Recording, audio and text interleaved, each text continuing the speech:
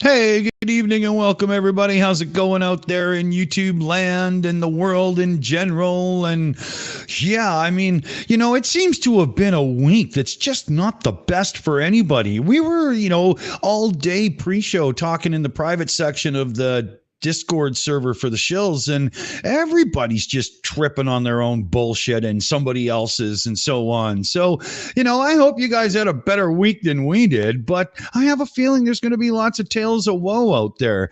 And speaking of tales of woe, let's turn to the rest of the Shills then, see who's here. We got DKG. How's it going, buddy? Oh, woe is me. Oh, woe is me. I got so much woe. I don't know. Have I got any woe? No. Or am I just filling my pants? Yeah. Hello, everybody. Hello. Welcome to the show. It's the newly named. Just go get dessert. I'm live. The newly named show. Dick, you'll have to come back to that one in a bit and tell the little goodly people out there in the audience what's going on with that thing. So yeah.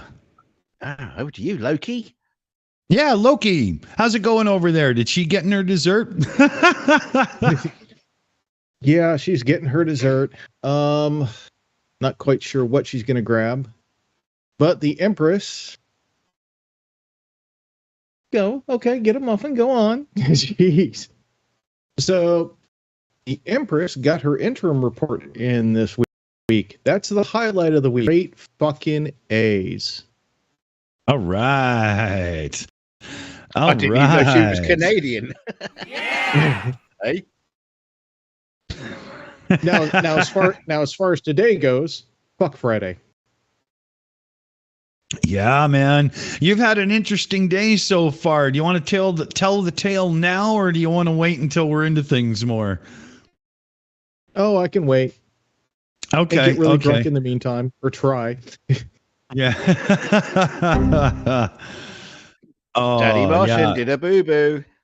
Yeah, big time. Holy, I mean, here, I'll put this one up for it. Oh, okay. Because it's one of those moments you just don't want to hear about, right? Oh, it's bad. But we were talking in the beginning of the pre-show there. We had a little chattery chat, and we were talking about things we That's did. loud. Loki, your mute button's backwards, maybe. Oh, damn it. Damn it. But we were talking pre-show, and we were talking about things we had done in the past that we thought were just, going to be the badass thing, and they just ended up making you look dumb. And so no, you get one thing. Loki, we can hear you, dude. Wait. Wow. Apparently mute isn't working. Okay, let me fix that. I'll be right back. Okay. I mean, I know I'm immature, but I'm not used to being talked to that way. Yeah. Dick, only one thing. One thing from the top and one thing from the bottom and nothing in between. Now stop it. Use your right hand, not your left hand. The right hand's for eating. The left hand's for wanking. Yeah. Oh shit. Oh man. It's supposed to be clean. I forgot it's supposed to be doing a clean show. Speaking of a clean show, there's something I want to give you all a public service announcement out there. In this day and age of pandemics and whatnot, the age-old tradition of shaking hands is something you have to watch out for. So first, you have to lay down a subtle question that leads you to the information you need before you shake hands. And the question you need answered is this person a chronic masturbator? Because you don't shake their hand. I think that's good advice, isn't it? Well, the hand's probably already shaking. Yeah. Shake the other hand. Yeah, if they reach for your wrist and start sliding their hand back and forth, you're in trouble.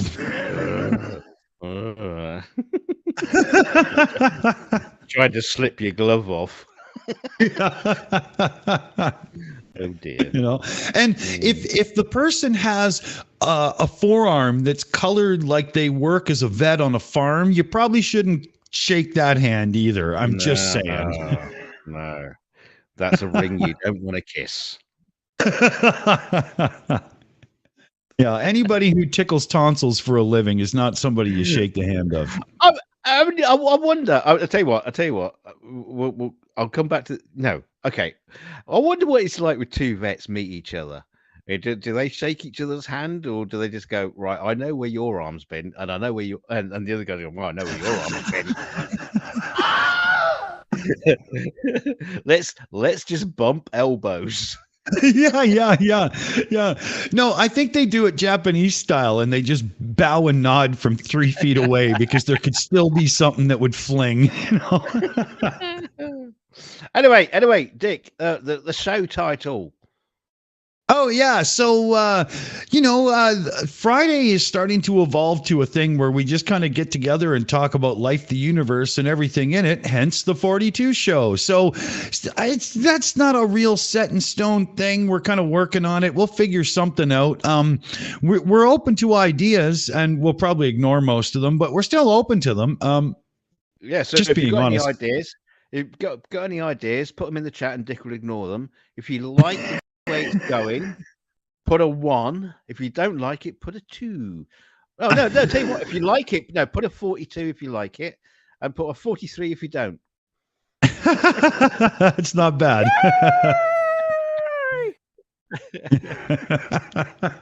Shut up, Kermit.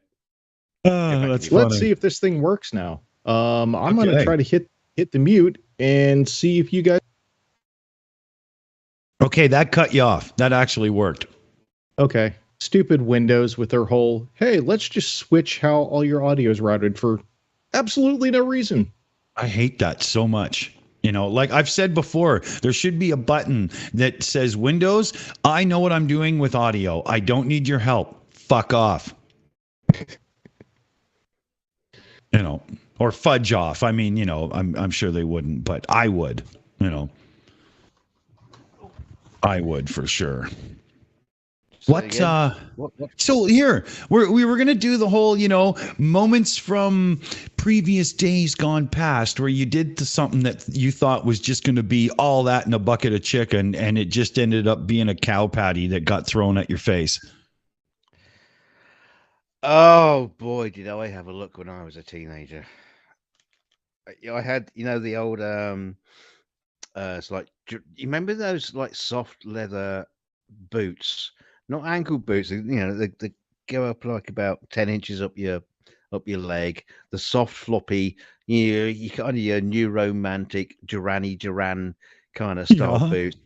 I'd wear those, and I had a little grey jacket with all these, but like big pockets, and I thought I looked like fucking Han Solo, and and then on top of all that, and literally on top of all that, I'd wear this hat, which was like, it wasn't quite an Indiana Jones fedora. It was sort of almost a fedora that if you squished it around a little bit, it looked a little bit like Indiana Jones' hat, just wow, a little bit smaller, and that was my look. Oh, did I look cool? Except when we were trying to get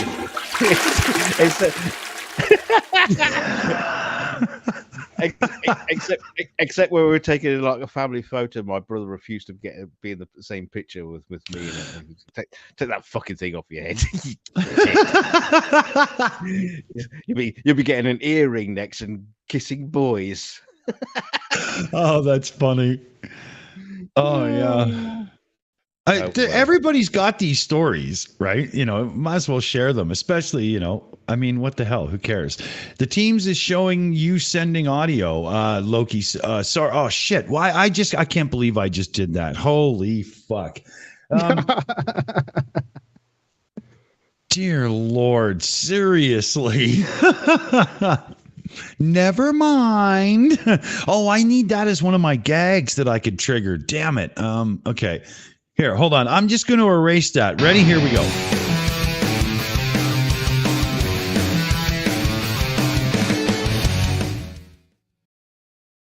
Okay, what? Let's try that again. Half of the people listening don't even know what I'm doing that for, but I know, so it's all right. No one knows. Yeah. Yeah, but no, hang on a minute. No, we can't get away with that. We can't get away with me making a fool of myself live on air and telling you my ridiculous story. Yeah, come on. I thought I thought I screwed that up so bad that I had weaseled out. I totally thought I was going to get out of that. Okay. No way. Okay. Which one do I tell? Okay, I'll tell the one about painting my guitar. So I had this really cool Lato electric guitar back in the 80s. If you know guitars, Lato, handmade, really nice. And a buddy of mine who was like a kick-ass artist, he painted up Chester Cheeto on the body of the guitar and on the headstock and whatnot. And this is, back when that Chester Cheeto, I'm just a cool dude in a loose mood until I spot those Cheetos. This was when it was fresh. It was brand new advertisement. And the way the guitar looked with all the paint job and everything, I thought the finishing touch that would just be perfect would be to paint the frets black, white, black, white, black, white, black, white all the way along. Now, if you know a guitar, you'll know there's dots on the fretboard, and the dots on the fretboard are on 3, 5, 7, and 9. So white, black, white, black, white, black worked okay until you get to 9. There's a 10, 11 gap, and then there's a dot on 12. So my paint job fucked that pattern up, and it took me like 2 weeks to relearn how to play my own goddamn guitar. And after I finally did, I was able to play that guitar proper. What it took was I couldn't look at the fretboard. I had to look at the little dots that are at the top along the neck. But nobody else could play that guitar. They would pick it up and they would just instantly screw it up. It was hilarious, but it turned out to be a really stupid thing. And every guitar player who saw that guitar just went, "Cool paint job. Wait a minute. What the fuck did you do?" And every time I had to admit, yeah, I fucked that up. It's like taking a piano, where you got like the you got 2 black notes, and then you got a little space, and then you got 3 black notes, and then but then put an extra black note in between, so it's all goes black, white, black, white, black, white, black, white. Yeah, it completely ruined the whole, as soon as it was done, I was like, oh yeah, I got it all restrung, went to play it, played some chords, it was great, broke into a guitar solo, and all of a sudden I'm in the wrong key. I'm like, what the fuck, what have I done? It's great. It's great you had a guitar that nobody else could play. Yeah, well, that's true. That's true. And it was a nice guitar. So I thought about, taking the paint down and redoing it and everything. And then I thought, I'm just going to, work through it. And I did. And it did screw me up on other guitars a bit, too. It was a dumb idea. I've never done it again. Dumb idea. Not to mention, even though I used automotive paint and everything, all my strings would die quicker because they were slightly, it's paint. You're not supposed to do that. But the thing is, Dick, the story was to make you look like an idiot in an uncool way. You kind of made it a little bit too cool. Oh, well, okay. I think you fail. Okay, here, I got one other one then. When I was 14, I had really long hair like I do now, very straight. And I wanted it to have a bit more body the way like all the 80s guitar players had and whatnot. Now they're teasing their hair and doing all that hairspray stuff. And I wasn't into doing that kind of thing. I mean, I was still just a jeans and leather jacket kind of guy, right? More 70s. So I went to get a really loose perm put in my hair and it worked, but it was an awful idea because it was always there. It's not like getting your girlfriend to curl your hair before you go on stage or whatever to have more 80s look. Like I looked like this wannabe 80s rock and roll guitar player at 14 years old every day at school. It was a stupid idea. It was dumb. I bet you were long and skinny as well. Oh yeah, 6 foot tall, 170 pounds or whatever, Yeah. And what color was the hair? Was it still dark hair? No, I had it. It was dyed black with the hint of blue in it under certain lights. All right. Yeah. So it's basically you just look like a fucking microphone. Yeah. Yeah, it was stupid. And it's not like I was in a real band or anything at the time. I was 14 years old.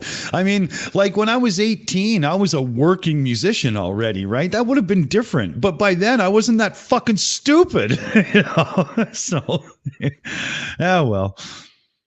Luckily, no photos. Aaron Reese in the chat says, when did this turn into the vintage white male hour? We're not all white. We've got a green one here. He's going to tell us a story in a minute. Yeah, forearms. What do you got? Okay. So I like cars. I mean, I really like cars, and there are certain designs and stuff that I particularly enjoy. Well, my first car was a 1965 Plymouth Barracuda Fastback, which later on down the road got rid of and then kind of missed. Well, I couldn't find cool one. Car. Oh, yeah. Couldn't find one, and I didn't have a ton of money, needed something that was better on gas. So I got a Sunbeam Alpine Rapier 2. Very cool. What a switch, though. It looks exactly like a 65 Barracuda. It's just half the size. Well, it had some issues and stuff, and, well, I've, done a little wiring here and there on, Japanese vehicles, German vehicles, American vehicles. Now, what the hell could go wrong with me trying to do wiring on a British vehicle? Oh, God, I know where you're going. Oh, my God.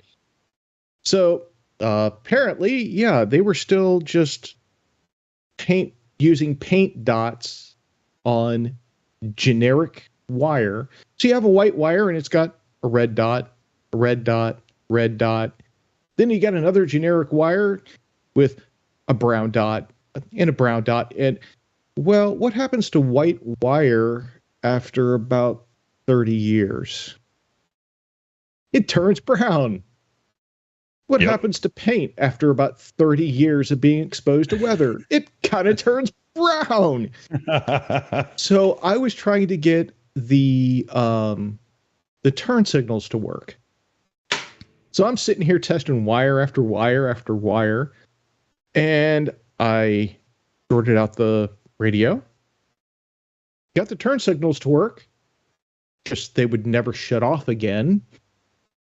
Had to disconnect the horn because that also just decided to continually be blaring.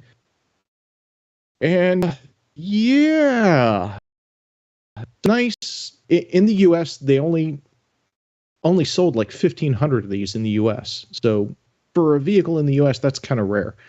Yeah. So here I have this nice little rare vehicle, and none of the fucking electronics worked because all the wires are all brown with brown dots. Yeah.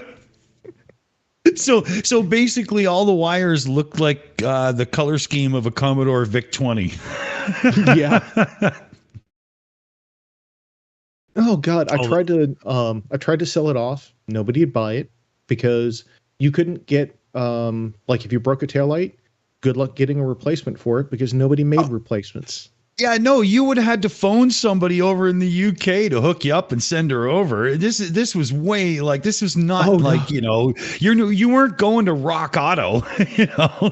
Dude, I was searching sites in the UK for spare turn signal lenses, and nobody had them, and there were no remanufacturers. It's like so it'd be kind of yeah, sure, call every salvage yard in the US for possible spares. No, nobody's even heard of this vehicle. What the fuck are you talking about? Yeah, no, you would have been better off to redo the electrical system from scratch. Yeah. So I couldn't get the thing running correctly, obviously, because of the wiring. And I actually could not get a salvage yard to take the vehicle. Nobody fucking touch it. Yeah. Like, what are we going to do with this? Nobody's ever going to want parts off of this damn thing. Well, we had some guy the other day keep ringing up for spare parts. This must be a gold mine. Oh man. Oh, that's funny. So, yeah, I had to end up driving it with blinking lights, blaring horn and stuff out in the middle of nowhere and just leaving it on the side of the road. Somebody come pick me up. I need to ride home quick before the cops show up. Yeah. And we brought it back to you here tonight. Yeah. My mic max there. Sorry if it was all fucked up. Sorry about that. The stories of first cars and older cars and what we went through and what people went through and whatnot are awesome. There's some people in the chat there. Richard Stevens, I rewired old Triumphs. What a chore. No shit, right? Michelle Ferguson, my first car was a 68 Dodge Dart. Awesome. And William Kirchmeier was 66 Dodge Coronet 440 coupe. Oh, yeah. It's an American car, so I say coupe, not coupe. But I do know the difference. Trust me. I don't. I usually speak European with cars, not, hey, Pep, how you doing? Very much. I remember Loki, a buddy of mine, when we were 16, he got himself a Capri. And I thought it was going to be the Mustang ripoff Capri with the slightly bubbled back window, but he had gotten himself one of the older real Capris, like from, the UK kind of one. And I remember that very fondly as very similar to like a 240 SX. Oh, yeah. Yeah, they were badass little cars. Was that the muscle one with 1.3 liter engine in it? I don't remember what it had, but no, it being in North America, it would have had the largest of the engines for sure. Like, there's no way we would have got the small one, right? Oh, what 1.8? Yeah, I'm not. Yeah, I don't really know for sure. No, I don't know. Oh, I forgot. I'm just talking bollocks. I don't know. I got a steal back. I got a steal on a car years back. I needed an economy car. Hey, rabbits are inexpensive. They're cheap to work on. Hey, so I picked up a rabbit.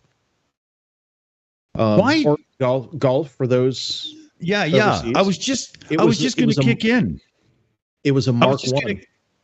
I was just going to kick in with that, Loki. Why in fuck did they change the name? Golf is so much better. Why was it Rabbit? Yeah. That's so dumb. So it turns out that the one that I got was not a US model. It was a Canadian model. So it didn't have all the emissions and all that other shit on it. Oh, nice. So it was pound for pound, horsepower wise, the exact same as the Mark I GTI. Let a friend of mine replace the timing belt. He put it on too tight. The timing belt snapped while driving down the road at 60 miles an hour and bent the valves. Oh my God. Bitch.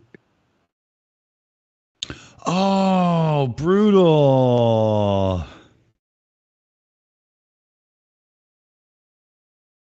Oh man.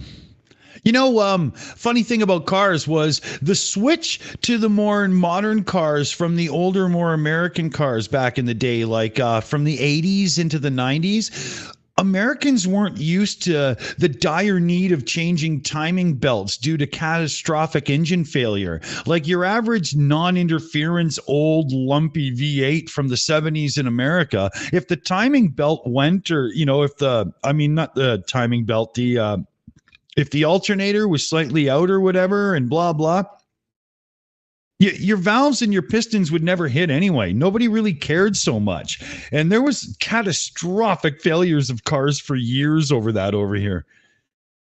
I thought it was hilarious. DK, what was your first car being a UK dude? The first car I drove was a Renault 5. We kind of got rid of that, but my first real car that you could call my own was a Vauxhall Chevette, which is that kind of like a wedge-shaped wedge-shaped car with I had one hatchback.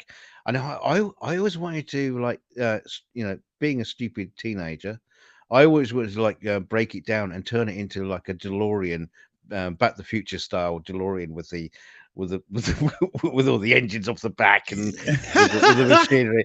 Yeah, I always thought it'd be really, really cool to turn it into like a DeLorean looking car. But what the fuck did I know? But that car got ruined because I reversed out the garage with the door open and the door got swept back, hit the center pillar. Yeah.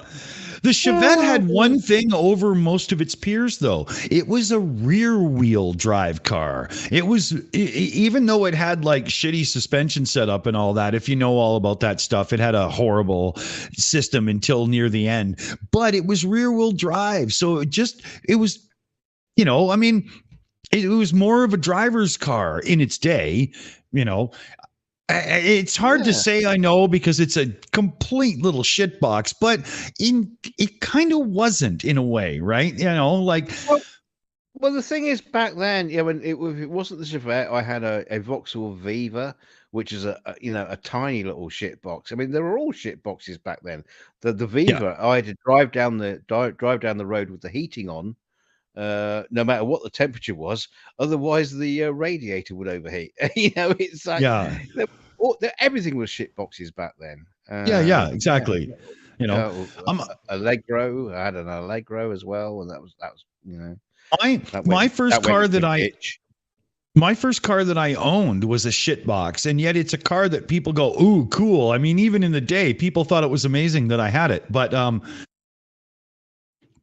my first car when I was 16, was a 1978 Pontiac Trans Am, total Smokey and the Bandit spec. And it was, I mean, lethargic would be putting it nicely. You put your foot on the gas and the engine would rev up and it would just chew through fuel, but you never really got anywhere. It was terrible.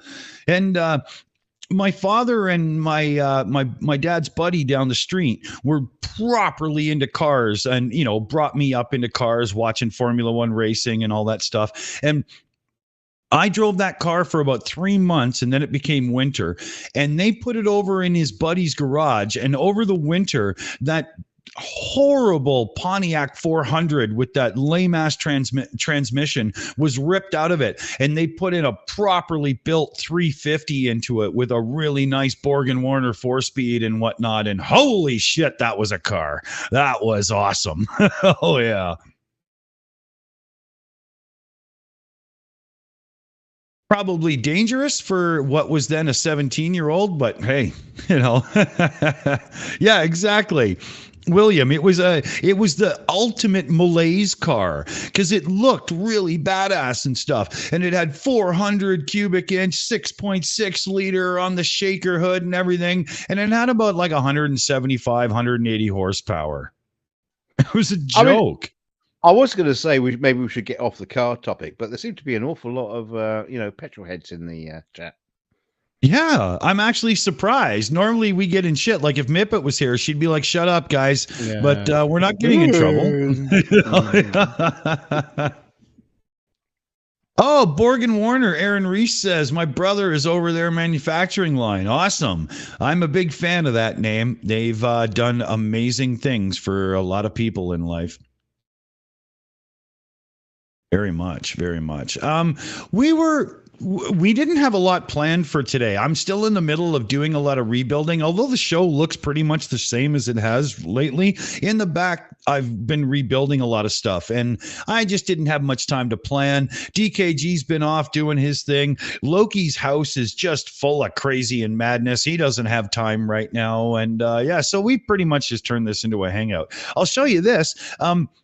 We got this cool thing where I can, let me hear, let's see here. I'll bring up that just to have something in the background. And if we were going to bring up a news story to talk about right now, I can do this now.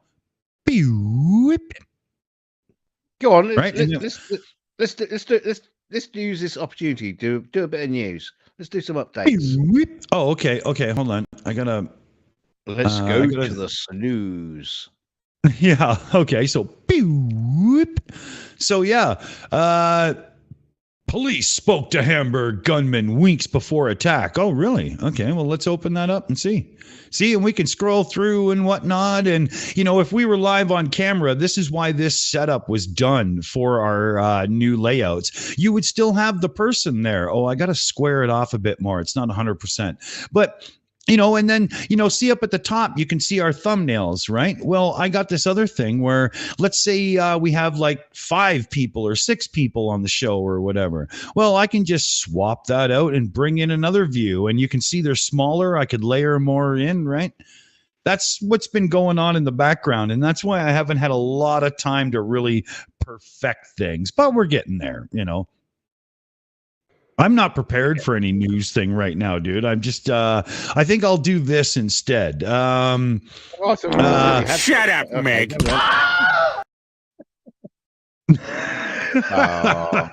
Poor PJ. He's been nice tonight. He was saying in the chat talking about EVs and don't get that EV crap and all that kind of nonsense. I don't think he likes electric vehicles. If he's talking that hydrogen is the better one instead, then I totally agree. Andrew, Fluffy only shows up for like subscribers and members and super chats and stuff. That's the whole deal. Let's see if I can. Can I even trigger it? No. You got to praise the cash. Chuck it in, and then you get the Fluffy. Yeah. See here. I triggered a super chat from the other day just so you can see it. But yeah, I got it all squared up so it comes up really nice now. Yeah, I like that too, PJ. It's still like, proper. Mipet on a day off. Oh, I fixed the Mipet snippet and everything. I got all those gags ready now. I've pretty much rebuilt everything.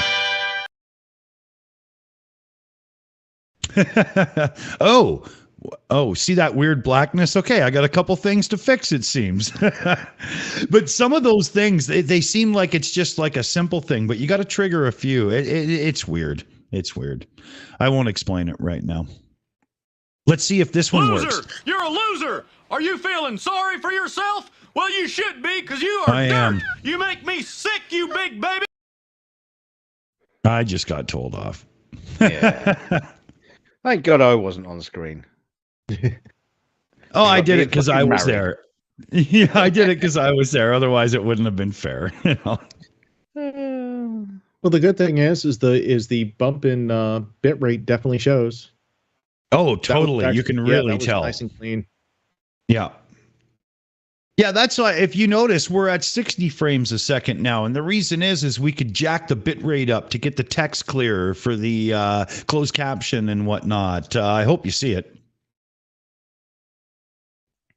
I'll have to have a button where I can bring up Fluffy now and then just for the, why not kind of side of it, right? Hey, look, Fluffy doesn't work for free. We need to grab some people at a chat to feed to Fluffy. Yeah, that's true.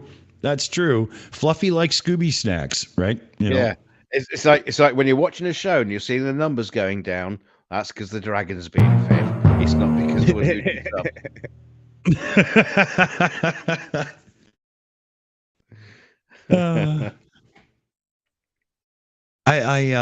But Fluffy's becoming popular. I like that. We'll have to, we're doing a whole new thing on our merch. Our merch store is still like flat earth jokes and stuff. And I don't know if you guys have noticed, but we don't do that anymore. So we're really behind the times there. Are you an artist? Are you somebody who designs t-shirts and stuff? If so, let me know. Yes, I am. See, there you go. Well, get to it then. The fuck, Well, let's see. I'm married to a former artist and have done silk screen Not Prince. Not the artist formerly known as Prince. Yeah. Actually, wait. I think she's still doing stuff on commission. So, yeah, I'm married to an artist and I have a background with silk screen work. So, yeah, I guess I get shoved down in the grunt room. And if I don't ever poop again, well, that's just going to be who I am. That's, I think, sums up what you're talking about. Okay, well, we'll have to do a little planning in the background because I didn't quite know this. I guess, ask and you shall receive. But yeah, we just, there has to be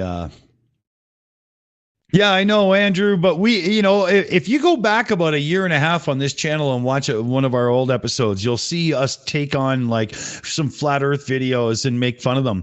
And it got to the point where how many times can you say the same damn crap over and over again? If the earth was flat, why did old ships have a crow's nest? I mean, if everything's flat, why just going up help?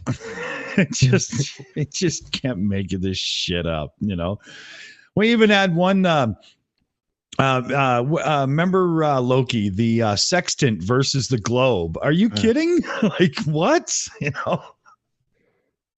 I'm still thinking about doing that.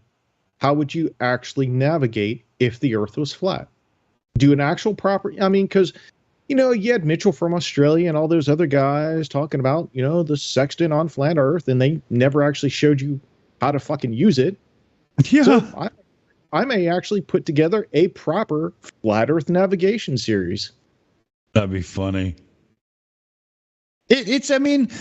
It's just hilarious, If the earth was flat, why do you have to go up to the top of a mountain to set an optical distance sight record?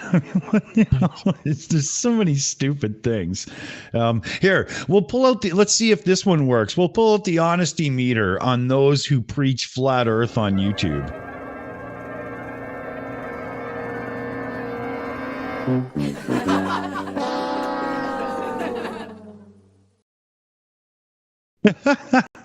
Well, there you go. The technology reigns, and it proves true. Oh, Andrew, you got to check out a few of this stuff then, man. It's really funny for a while. Just don't get locked into it for too long, because you end up laughing at the same joke over and over, as if you're, watching Eddie Murphy Delirious for the 700th time in 2023, right? Skits flat earthers makes his physics degree cry. Anybody with an IQ cry. Oh yeah. It's funny too, because take that one step further here, everybody. To believe in flat Earth means that every single space agency out there is in on the big lie, and is only doing it to make sure that those that are in power have control over what? It's not just the space agencies. It's the pilots, the captains of ships, the geologists, the geographers, anybody in a white coat. It's just yeah.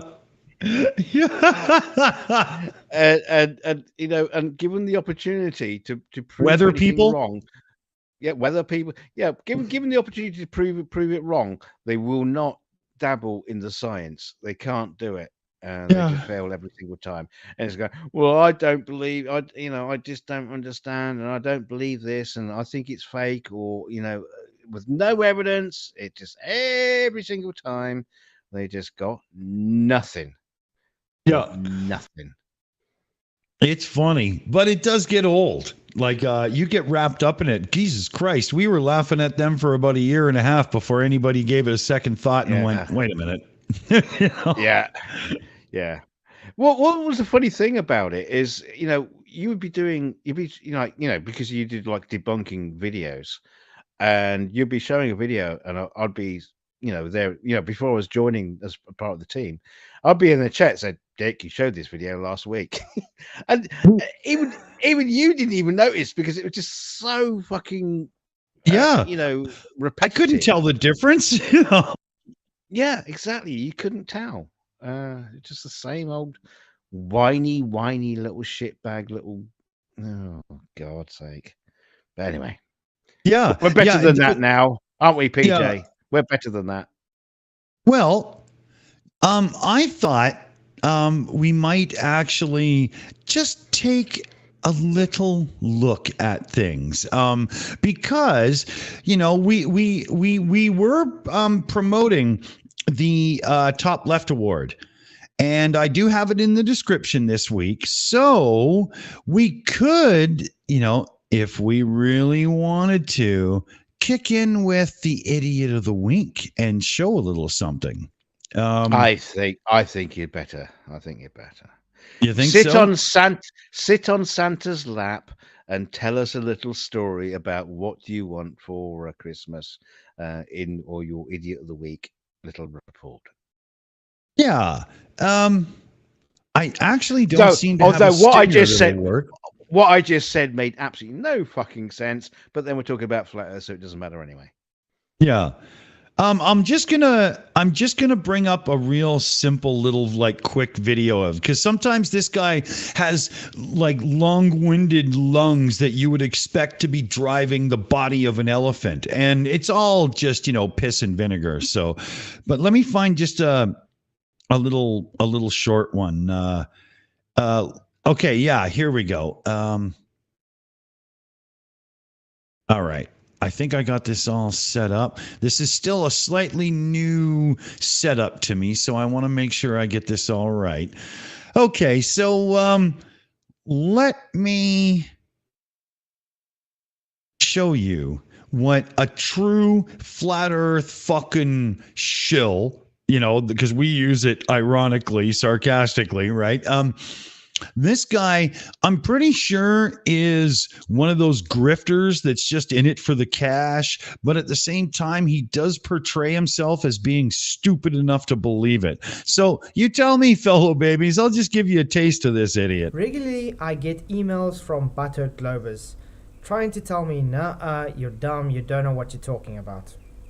Well, I got one recently from a guy that wrote a long essay with a whole bunch of different arguments.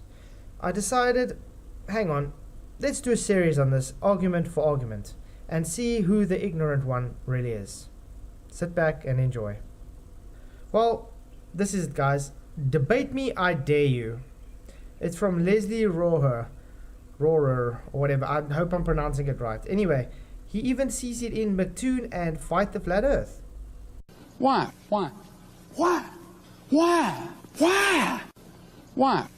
Okay, where should I start? Yeah, where should I start? Look at this long essay, guys. This is like insane. Anyway, I was thinking we can do it on the sides of a container. In the last video, we saw that the pressure of a gas is due to the particles colliding with the walls of the container that the gas is held in. This is where he fucks science up in a big way. Container that the gas is held in. Or any sort of vessel pressure. What? Or any sort of vessel pressure is a stress at some point on any surface. It can be some sort of container, of course, and often is.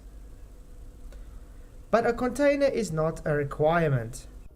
Without the balloon, these air particles aren't going to be striking anything. Therefore, there is no pressure. Without the balloon, these air particles aren't going to be striking anything. Therefore, there is no pressure. Without the balloon, these air particles aren't going to be...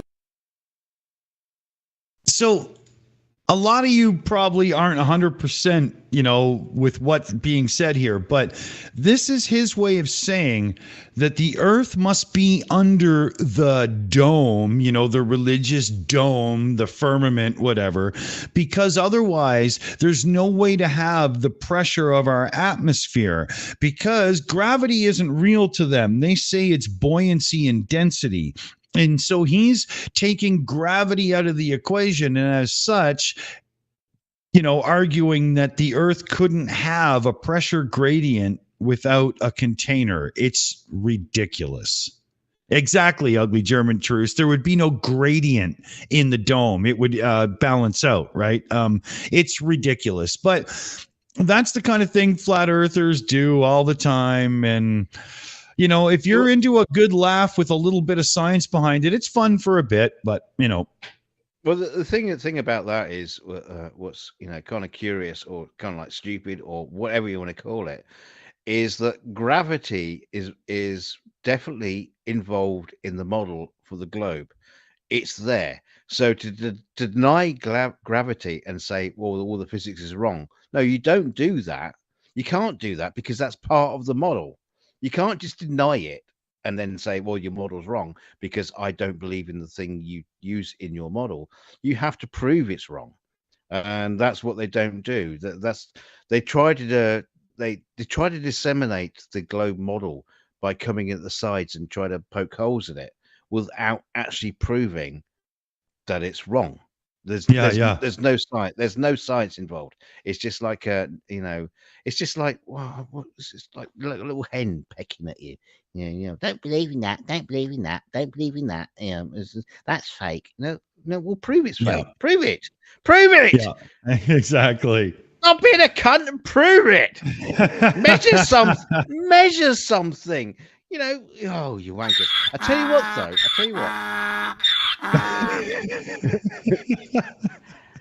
Now, they say, say flat earthers say, you have to go by your senses and stuff like that. Now, I'm actually starting to believe there's something to that, because when I was up north visiting me parents-in-law, and I was sleeping in the spare room, and I couldn't sleep very well, and we were thinking about it, and we realized that I was basically sleeping in a perpendicular manner to the way I normally sleep. Normally I'm sleeping north-south, but in their bed I'm sleeping east-west, and I couldn't sleep very well. So I actually think there is something to that your senses can actually pick up the rotation of the earth and you will sleep better if you're sleeping in the right orientation. Science! Oh. Feng Shui. Or DKG's a homing pigeon. Well, I managed to find my way home, so, you know, you might be right.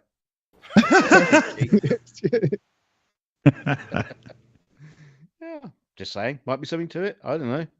I like it. I don't know. I went outside today and closed my eyes, and it got dark. Therefore, it was nighttime in the middle of the day. Do you trust my senses? That's funny. Oh, man. Yeah, trust your senses. Do you realize how far back in history that would take us scientifically? You know, hey, look at this microscope. This is amazing. No, trust your own senses. Yeah, but no. Yeah, I think this 240-volt electricity line isn't working. Put your tongue across it. Trust your senses. or you can use this man-made device that will measure the voltage across the 2 points. No. Don't trust that. No. I'll just stick my tongue across it. Thank you very much. Yeah. No. It goes further than that. How do you know that that's 200 until you lick the contacts? You're going to need to lick a 240-volt out. Yeah, a 120 outlet. You're going to need to lick a 9-volt battery. Well, yeah, but I suppose if your shoes blow off, maybe that's 240 volts. if it takes your shoes and your socks off, that's a bit higher. Maybe ways to measure it. Yeah, there we go. The science of your senses. Yeah, maybe we could do a book on that. How to measure things using your own senses. Measuring the speed of light with your eyeball. and a yardstick.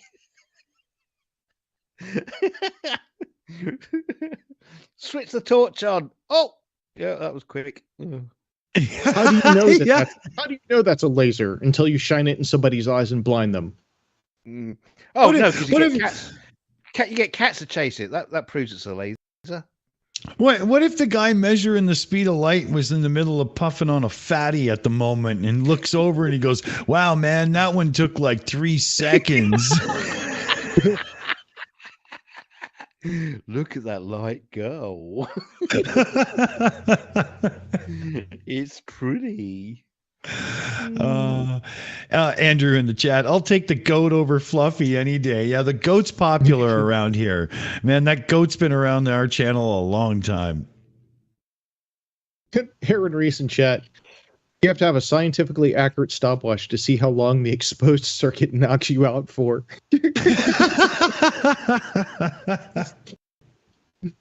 Funny thing relating to that is, has anybody seen the guy testing the speed of electricity?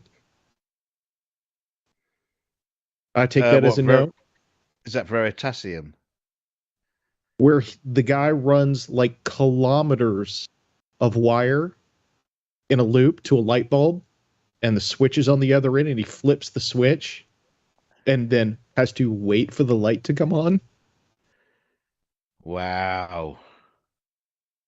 And he actually calculated how fast electricity moves through wires.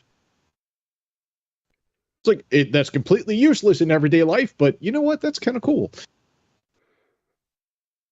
Well, I mean, the thing is, that comes down to microcomputers because, they're constantly trying to get the distance between, in electronics.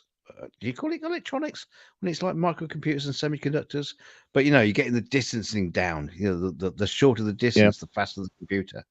So there's got to be something there, I suppose. Yeah, so he did the exact opposite of what the rest of the world is trying to do. Yeah, make the largest computer ever. Oh, it's slow. And it's not on broadband internet. It's on a dial-up modem as well. So we're fucked. Can you imagine even trying to navigate the modern internet? And if you were like one of those people that's so rural, you're still in a situation where you have like dial-up, or at best maybe some lethargic ancient DSL or no DSL. ISDN or something, like, even, you know what I mean, like something really oh man. Oh no, I've been to places like that. I've been to places like that. When we were oh, go ahead. No, I was just going to say, when we were kids, you'd be watching TV and they'd ask you a question. It'd be, send your answers on a postcard. It's like, what? Yeah. I remember that.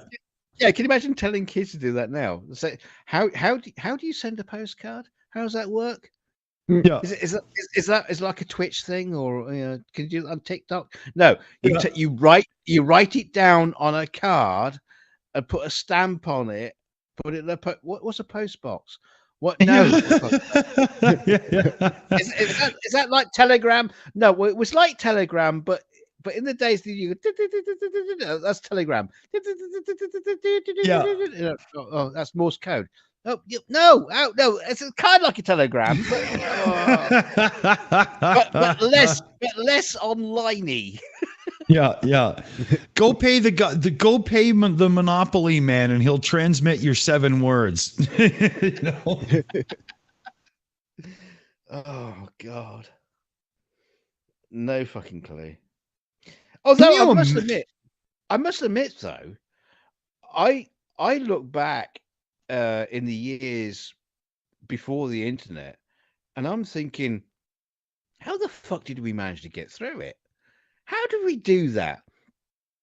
How did we find out stuff back then? Because I can't even fucking remember. It's like a distant memory. It's a fog.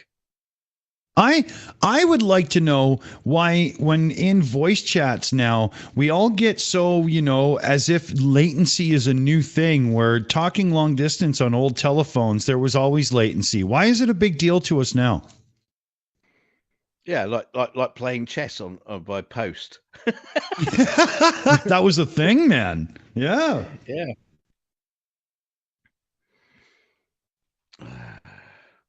Oh shit! I knocked the chessboard over. Now I can't remember where the little pieces were fucked.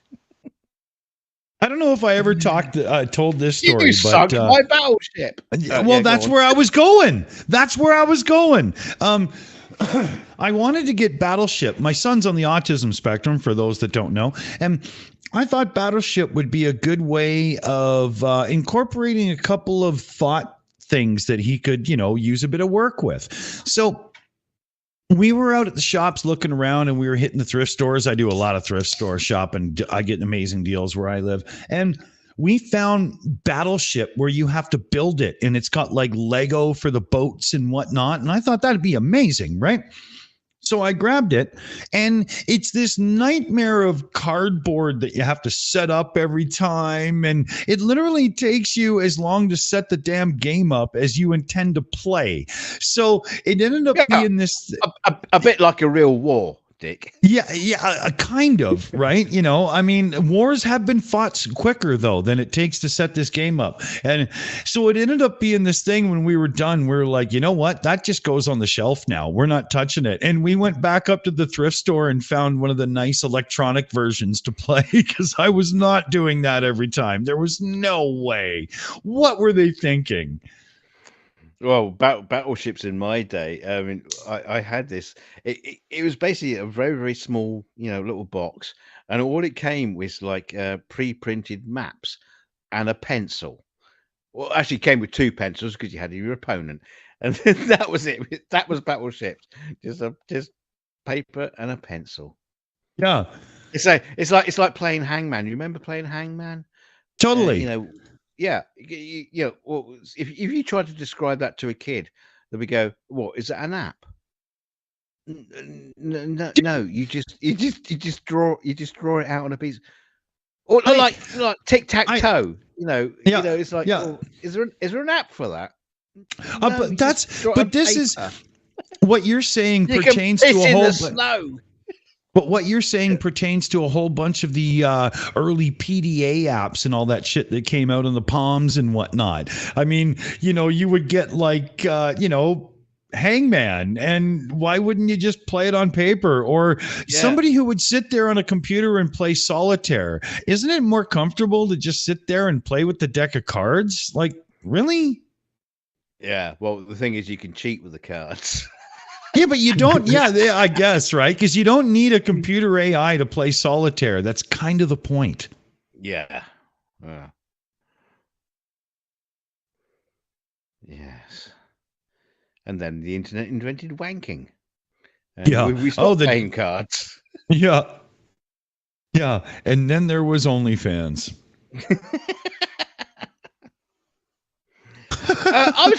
I was going to go somewhere with this. I don't know where I was going. I've totally forgot. So, okay. Never mind. Yeah. Yeah. That was it. My daughter found this incredible new way. Oh, hang on. Hello. I didn't mean to hit the button. I twitched. Sorry. That's not my daughter. She's less blue. Yeah. That's mine and Loki's love child. No. My daughter found this incredible new way to download books for free. It's incredible. It's called a library.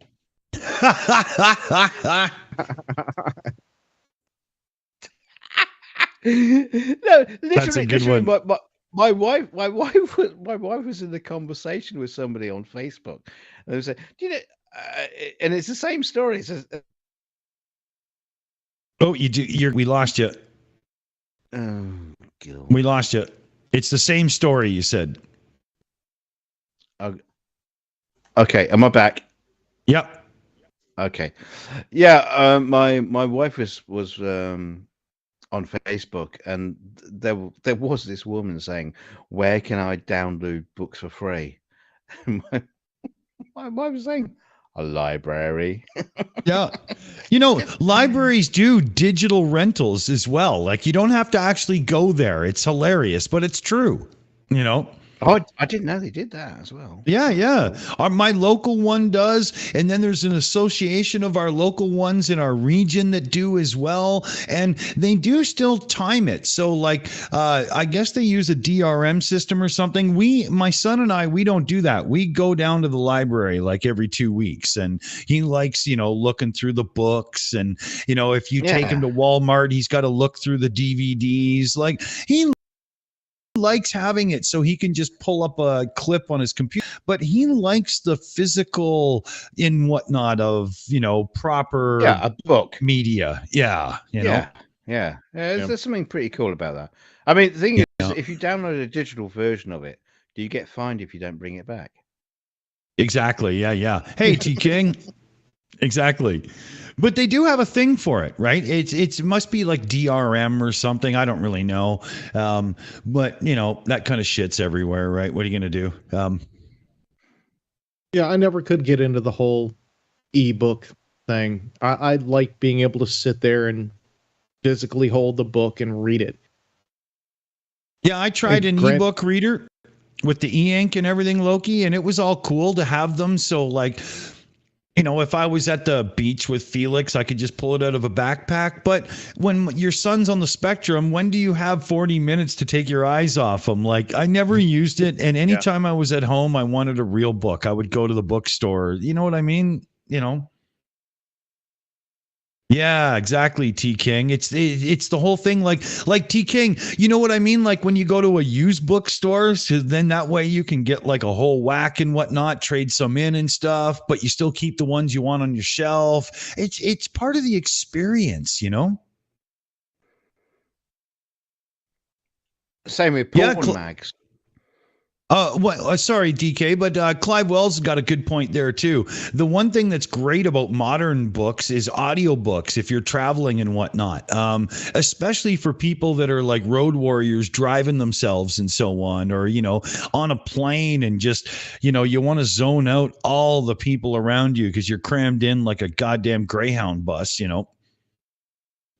Yeah, my son has reading difficulties. He's kind of like dyslexic. He loves books. The way he consumes them is through audiobooks. Well, I'm cool with audiobooks, especially if you're doing like a really long drive or something, especially if you have a little one in the car. An audiobook's freaking awesome. Yeah. Put them on when I'm doing like housework and stuff. If there's something I'm interested in and whatnot, works great. I noticed there's a lot of audiobooks on YouTube and they're just basically digitally read. Got no fucking I can't stand that. Can't do that. Yeah. It's just basically noise. It's like you can sleep to it because it's like it's just basically a white noise of just a voice blah blah blah blah blah blah blah. No, it needs to be read by somebody. To be or not be. Is that the question? Johan Jansen in the chat deserves an amazing shout out for this because I am just impressed to the fucking max. I have the complete DEC VAX. If you know VAX, DEC VAX, service documentation on microfiche, and a Nashua tape drive in store. Am I a nerd? You should be a proud nerd. That's seriously cool. Oh, yeah. I know that's nerd speak to a lot, but my love of retro computing runs real deep, right? I was excited in 77 when the fucking Holy Trinity came to market. So yeah, that's awesome.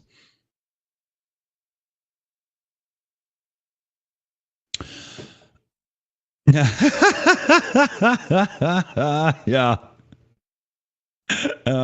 Yeah. Okay. Wait a minute. I need our disclaimer on the bottom there. Hold on a minute here. Medical disclaimer. Okay. There we go.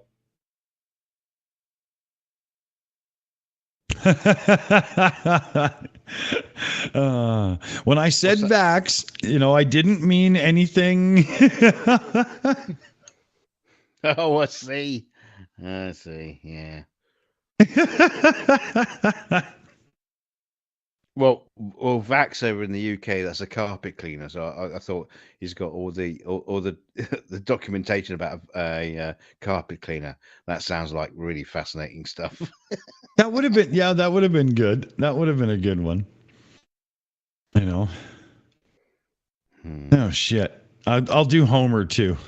Oh, okay.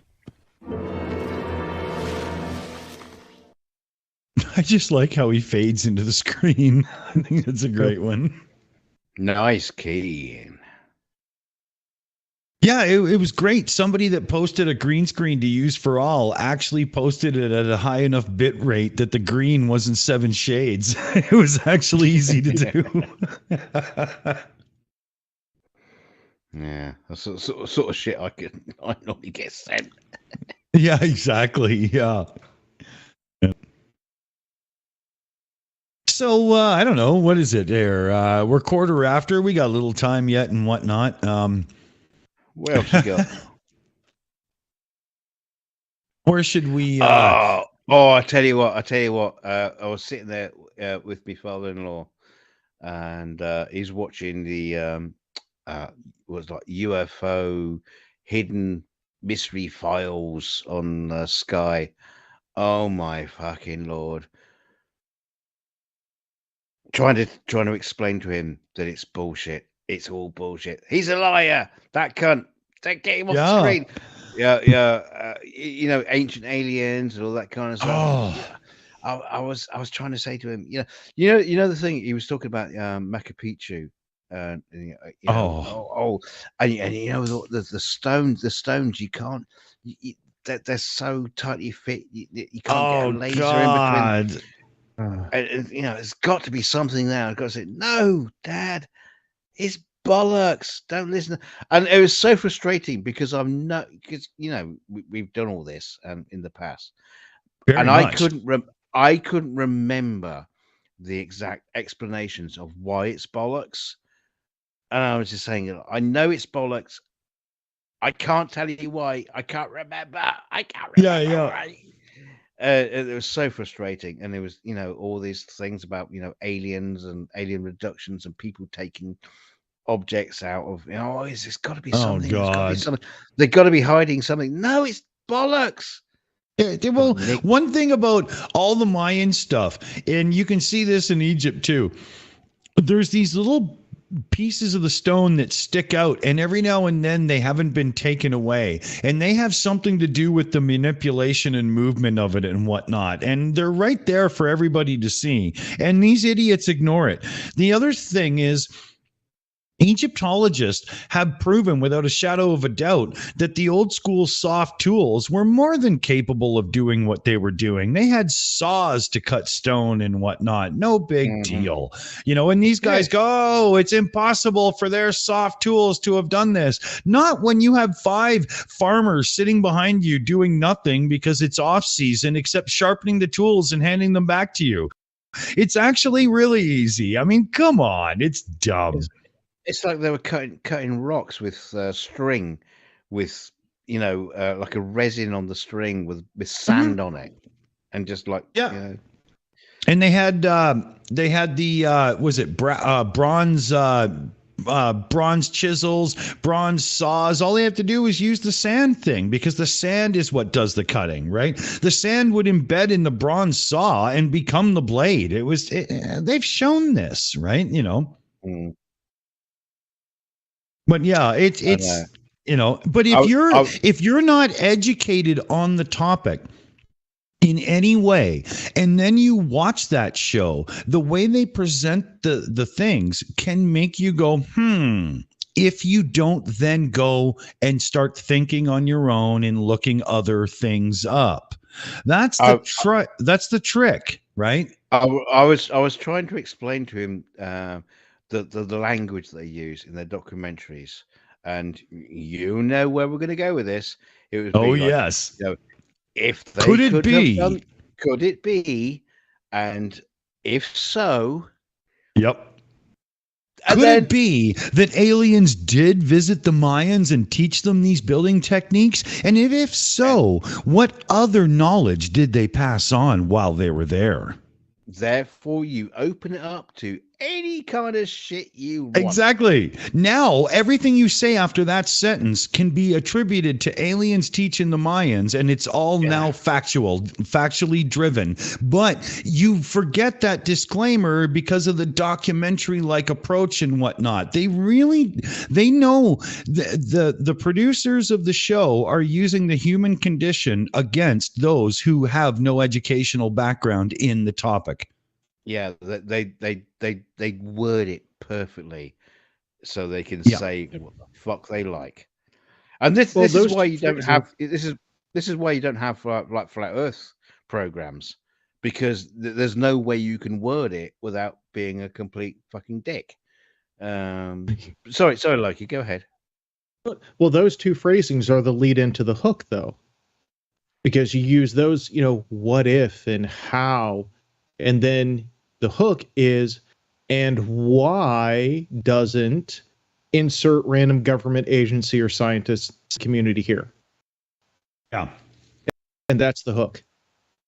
Well, why isn't the government telling me about all this stuff you just talked about? Why? Because it's bullshit. That's why. Yeah. Yeah, that's the other thing I love about it, is when they bring up, you know, we looked into the government and they won't tell us about this. Well, there's nothing to tell. Okay. Because they didn't tell us, there must be something there. They must be hiding.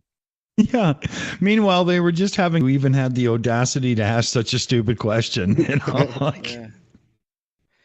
But it pisses me.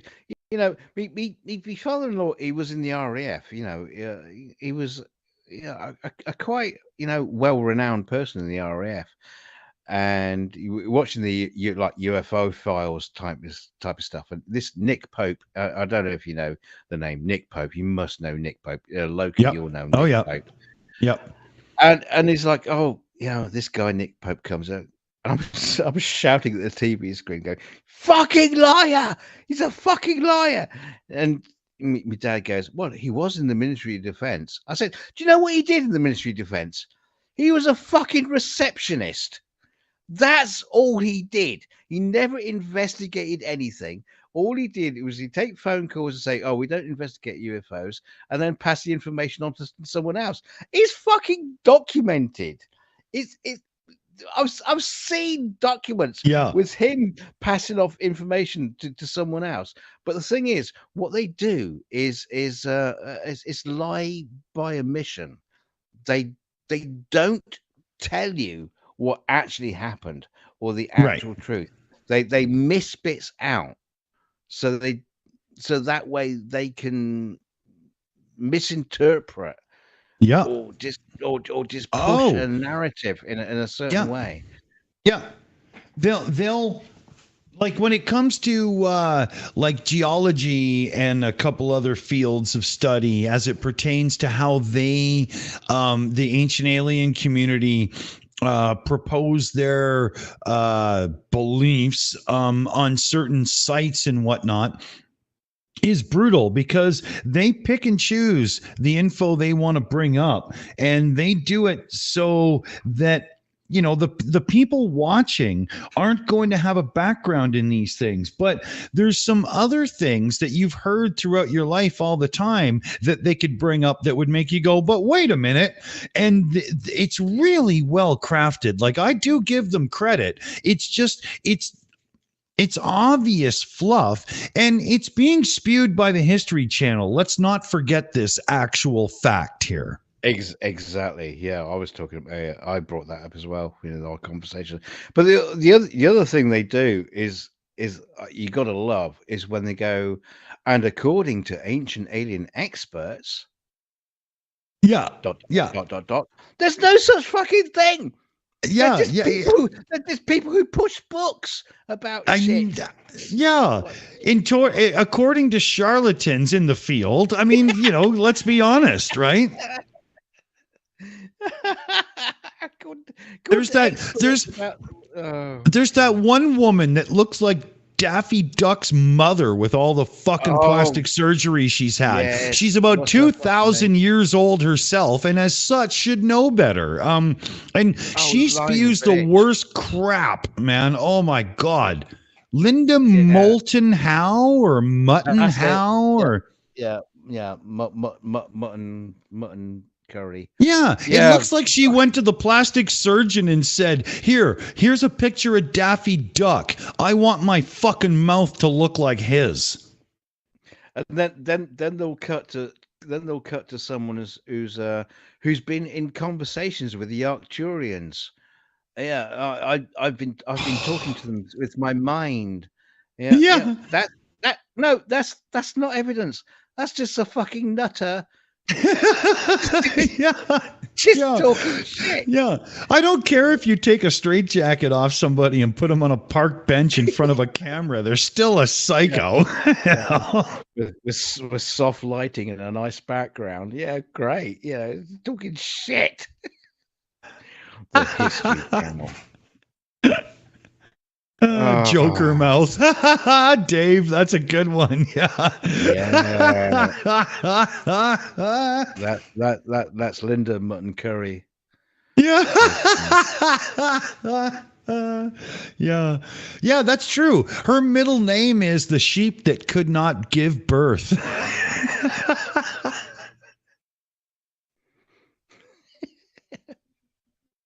I like Ugly German Truce, the Hitlery channel. Yeah, I mean, it was so much better when the History Channel was talking about Hitler and sharks. Jews, sharks, and Nazis. That's what.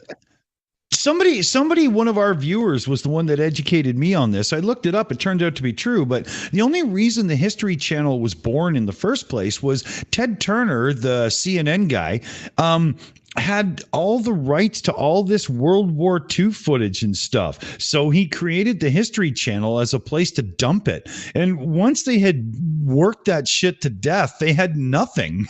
So now it's Ancient Aliens. You know, all you have to do is put the word ancient to it. Hey, it's history. Oh, no, to be fair, I'm sure they could have reworked all that footage into something else. I mean, we've been talking about the Second World War. I mean, okay, the German troops when the war finished. It was quite. It was a couple of decades ago, I think. You know, we're still talking about it now. It's like, well, especially you being a Brit and him being a German. Jesus Christ. Yeah. Oh, don't mention the war. I think I got away with it. No. I mean, fuck.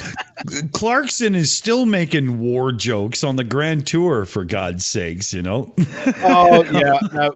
I mean, to be fair, Johan Janssen in the chat, ancient Nazis. I'm sure it's coming. Well, yeah, that was that movie, Iron. What was it? What was it called? Iron Sky. Iron Sky. Iron Yeah. Sky, yeah. Loki, did you watch that? Yes, I've actually watched both the movies. There's three of them. Ooh, there's a third one? I need to watch that. Are they actually worth it? I didn't watch it. I just when I read the thing, I was just like, really? You know? Yeah, they're kind of fun. You know, you got to approach it with the right kind of attitude. Like it's not a documentary. Is it like going in to watch Spinal Tap? You got to do it that way. It's a bit like Sharknado kind of like territory. It's dumb, it's stupid, but what was the word you used to describe this in the beginning? Chardonnay? Not Chardonnay. Oh, thank you very much. I'll have a pint, please. No, Sharknado. Oh, okay. I haven't seen that either. Yeah, they're stupid. They're stupid, but they're kind of like, you know. Oh, okay. What's the other one? Lava Lantula. You know, all those kind of like what? Stupid films. The three-headed sharks, sand sharks. Okay, hold on a minute here. You're talking about these titles as if A, you're not making them up on the spot, and B, as if I would know them. This is really a strange situation for me to be in, I'll tell you. Are these all real? Yeah, a lot of them are made by a film company called the Asylum, which just like they will rip like off. Mallory? No, not like Mallory. They would just rip off any film that comes out. Like 2012, they'll have a film version of a disaster that's going to shake up, you know, the world, and the world is going to just be destroyed. But it will be shot. But it will be shot in downtown LA with a handful of people. And isn't that 2012 though? Isn't that the same thing? Yeah, but no, this is what they do.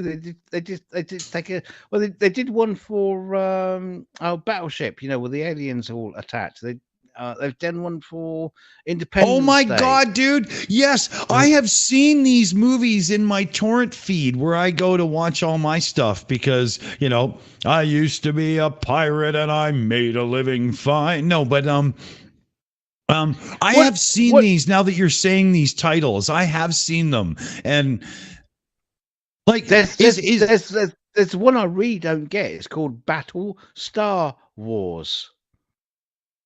Holy shit! How do you get away with that? Battle Star Wars. It sounds like one of those mislabeled toys where you actually get a weird version of Mr. T in the box or something, right? Exactly. It's like, well, why hasn't this film been sued by two camps? the Battlestar Galactica and the Star Wars. They just should be like, yeah, but that comes down to Chinese copyright law. You go into court and they're like, no idea. It's not the same at all. No, well, it's not. It's not the same. It's shit. There was a Chinese automaker back in like 2014 who was taken to court because they literally made an exact version of the BMW X5 off-roader. And the Chinese government were like, we don't see the problem here at all. There's no resemblance. No, it's their car. No, you're fine. Go ahead. And BMW's like, but it's a mirror image. No. Well, the fun thing about the Asylum movies is you'll have names you recognize and faces you recognize from other major movies, like proper productions, and they just show up there and they're just taking a piss. They're just having a blast. They don't take it serious at all. It's some beer money. Okay. Well, Lava Lantula is a classic example because I can't remember the name of the guy. Who was Avalantula. Lava Lantula starred the guy from what's the cop thing?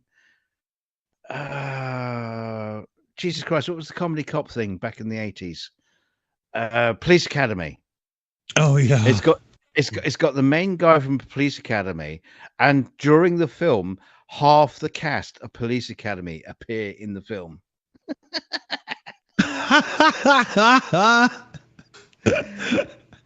And it's terrible. Yeah, Steve Guttenberg. Yeah, and it's a terrible film.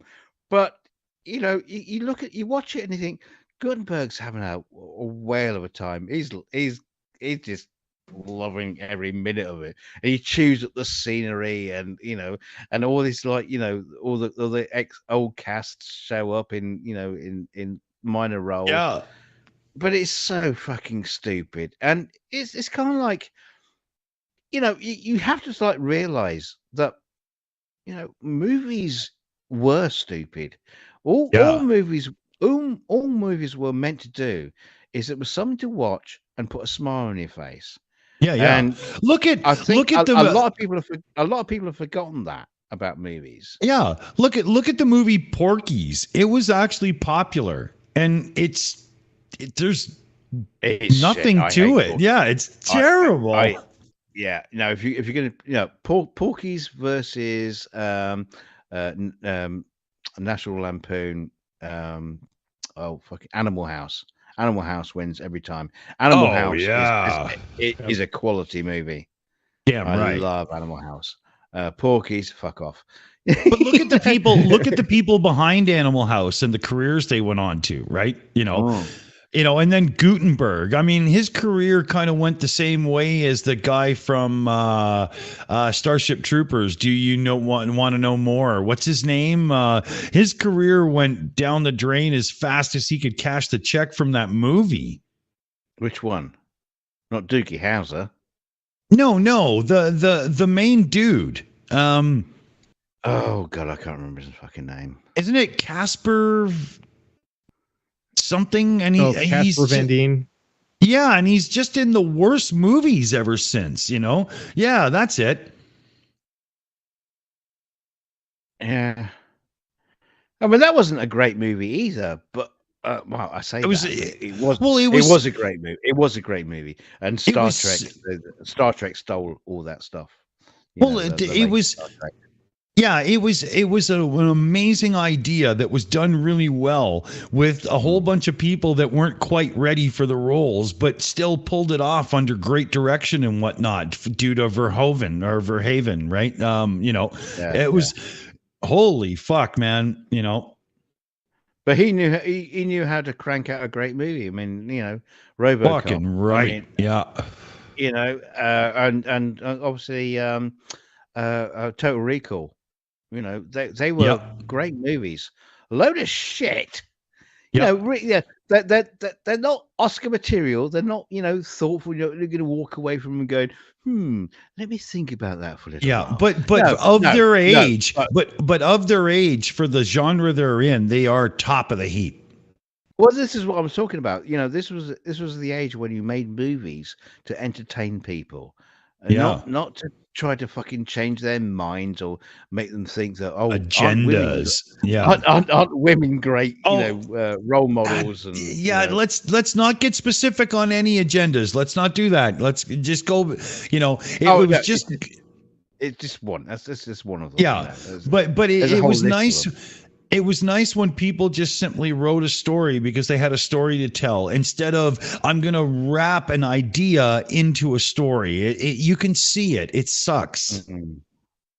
I'll tell you what. I watched a movie that's been out for ages. I've never seen it. Watched it the first time the other night. Jojo Rabbit. Have you ever seen that one? No. It was hysterical. Somebody's going to have to correct me in the chat when I come up with the name who wrote and directed and starred in it. Watiki Makutiti or whatever his name is. I can never get it right. Oh, but, that director dude. Yeah. He did We Live in the Shadows, which was the vampire stuff, and that was brilliant. Yep. But this movie, I was absolutely gobsmacked how fucking amazing it was, because he plays Hitler, who is the imaginary friend of this small boy who's growing up as a brown shirt in Nazi Germany at the end of the war. It's fucking hysterical. It's amazing. Sam Rockwell plays this Nazi officer. I mean, I can't fault it. It was absolutely, and it won an Academy Awards. I didn't realize it, but it's a fucking hilarious movie. And I tell you what, check it out if you haven't seen it. It's fucking amazing. Yeah, when you start into the topic of underrated gems, there's a lot of movies out there that people could spread. For myself, it would be The Man from Earth.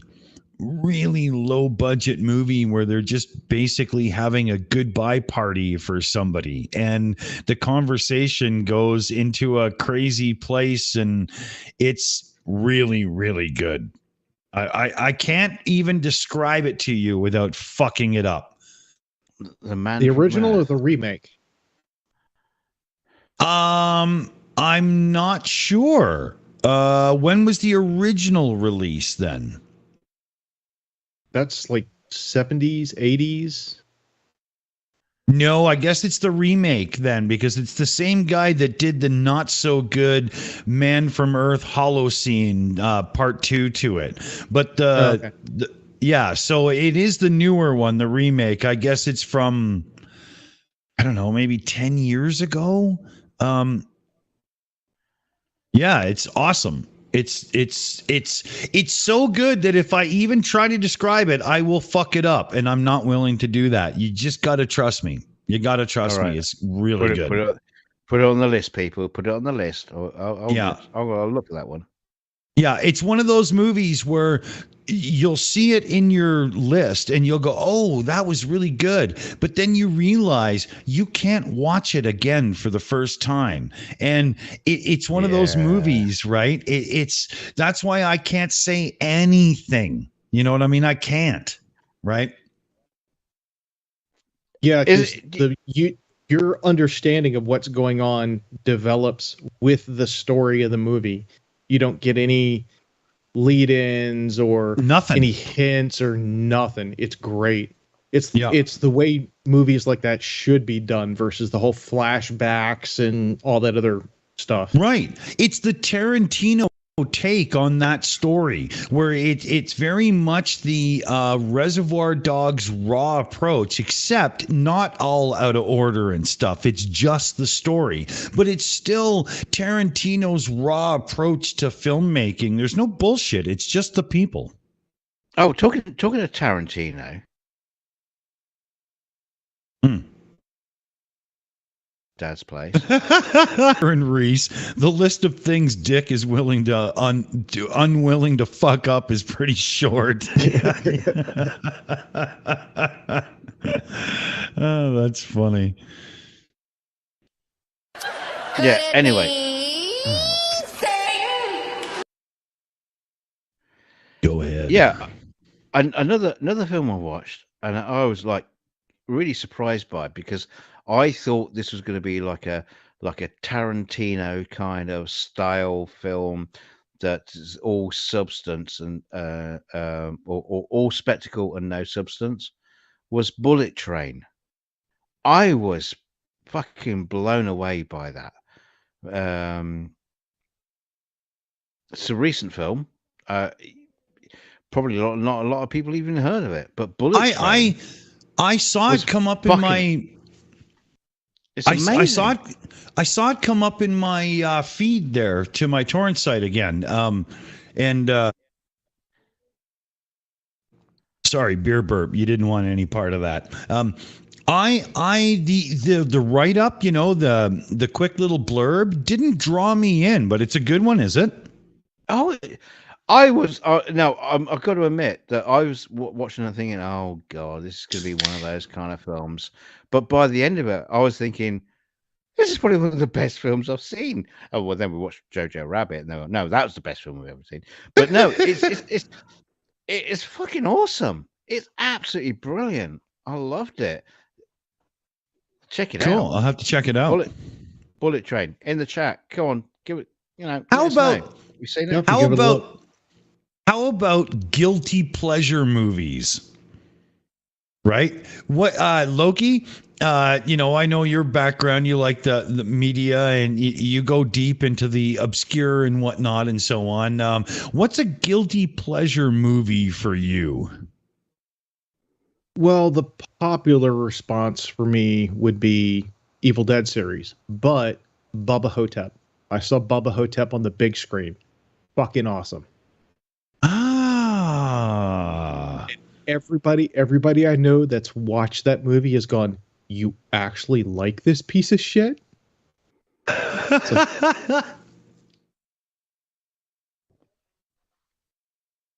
So yeah, that's my guilty pleasure. What about you, DK? I mean, for those that are here and not in the know, DKG actually holds an Emmy Award as a visual effects artist, so he should know something. Should like that. That means I've got taste. No, doesn't. It means nothing. Yeah, you know what? Well, someone in the chat mentioned earlier Kelly's Heroes. Clint Eastwood, fantastic film. Donald Sutherland as Oddball. Kelly's Heroes, the World War II movie. Love that film. I mean, I got a ton of them. All the President's Men. I love that film with the whole Watergate, scandal being opened up. I love that film, and Jesus Christ, his name. Who's the guys in that name? Who plays in that?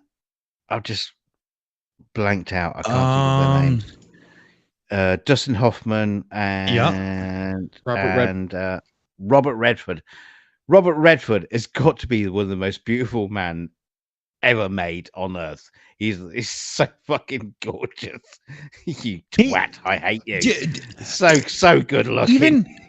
Even in the Avengers, when he's the Secretary of State or whatever, every time he steps on screen, it's just okay. There's Robert Redford and some other people. And there's some pussies weeping. Yeah, exactly. It's just sex on screen. It's just fantastic. Yeah. Okay. So that one. The other one is A Few Good Men. I love that film with you've got Jack Nicholson chewing up the scenery. It's awesome in that film, and even fucking the little man himself. Doing a great job. Again, memory. So names. Just Tom Cruise. You know, yeah, great. That's a great movie. I love that movie. But you know, Star Trek, the motion picture. Oh, now you see that splits the room, because I love the motion picture, and apparently a lot of people think it's one of the worst ones. Yeah, I can appreciate it because they were going for the 2001 cerebral experience, but as a viewer and not a science fiction lover and Star Trek person, it sucks. Yeah, it's slow, but there's something about it that I just absolutely adore. I love it. One of the things I really like about that film that gets totally ignored in the rest of Star Trek is they have to leave they're leaving the solar system before they engage warp drive. And they have to say, well, okay, we're going to have to engage warp drive before we leave the solar system. Every other film since, it's like warp drive, press the button, warp drive, boom, we're out. Yeah. And it's like, do you know what you're doing to the fucking environment every time? You punch that warp drive, you're just like you create this warp bubble, and the entire system you're in is just like being collapsed. Do you have any fucking clue?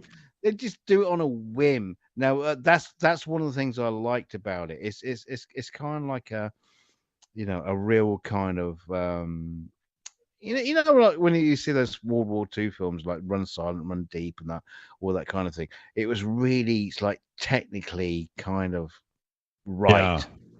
And even when they did that in the Wrath of Khan, they're going, they're doing the Run Silent, Run Deep submarine kind of thing, but they're popping in out of nebulas like they're fucking clouds. Do you know how fucking huge a nebula is? I know. The speed you are going at that point is just, It makes, and I'll tell you what, the new Picard one, they're doing that as well. The new season of Picard. Have you watched any of that yet? We will turn that into the next topic of discussion, but I have to do my guilty pleasures first. Okay. Guilty pleasure. Galaxy Quest. Okay. No, that's not a guilty pleasure. That's simply an awesome movie. It's one of the best Star Trek films ever made. Yeah, exactly. A guilty pleasure for me, and this was said, I think it was Michelle, or it could have been no, it wasn't Michelle. It was Lauren, I think. It was Lauren. But one of my guilty pleasures is Sleepless in Seattle. As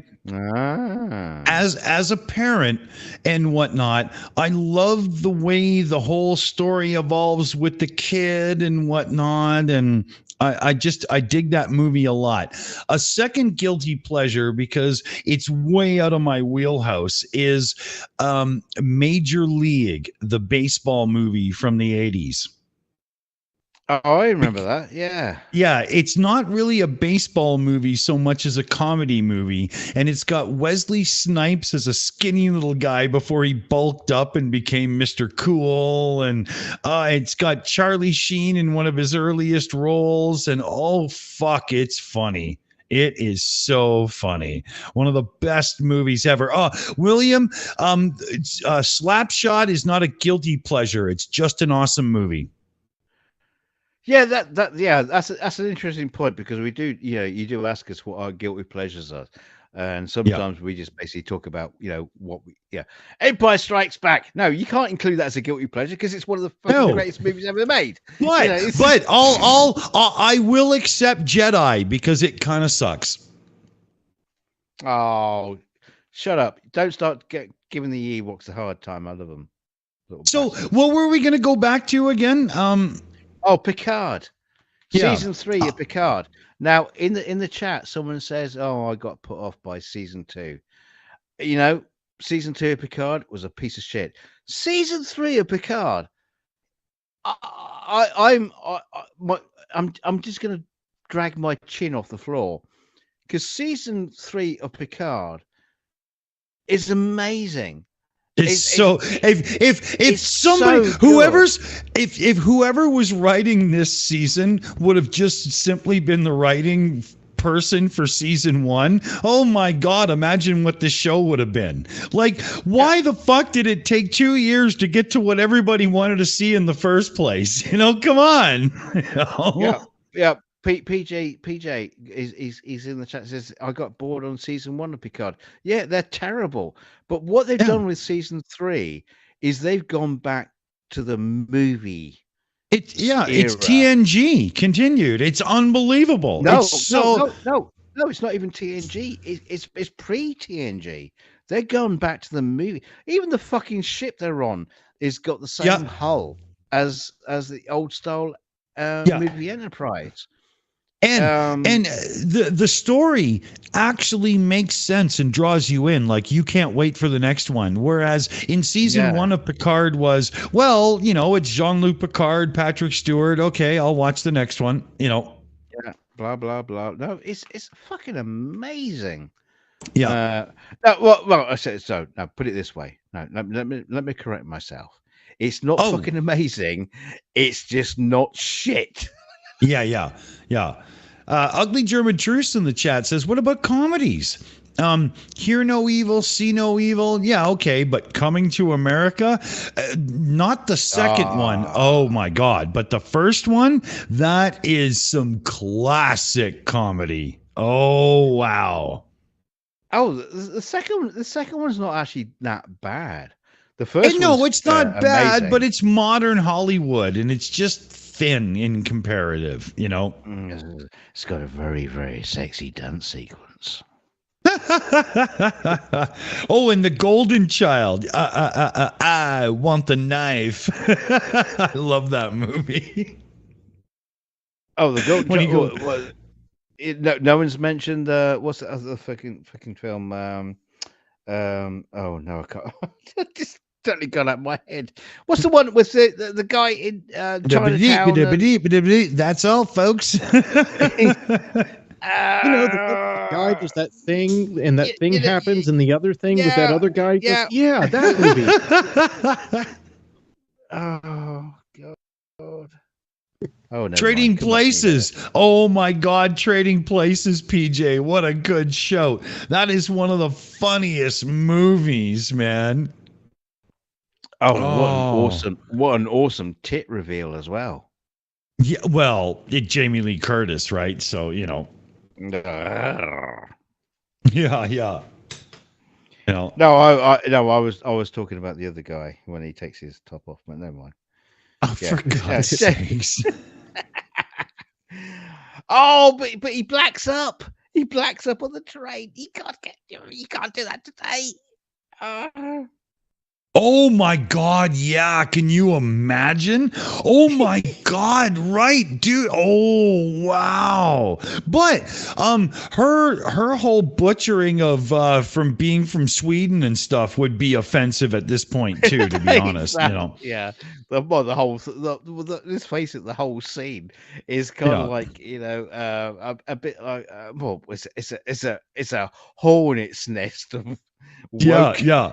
Oh, totally. Yeah. The only part of Blazing Saddles as well. Saddles. But the only part of Trading Places for the second half of the movie that isn't now faux pas would be the guy in the gorilla suit being raped by a gorilla, because, you know, maybe he chose that, right? You know, it's just being raped by a female gorilla.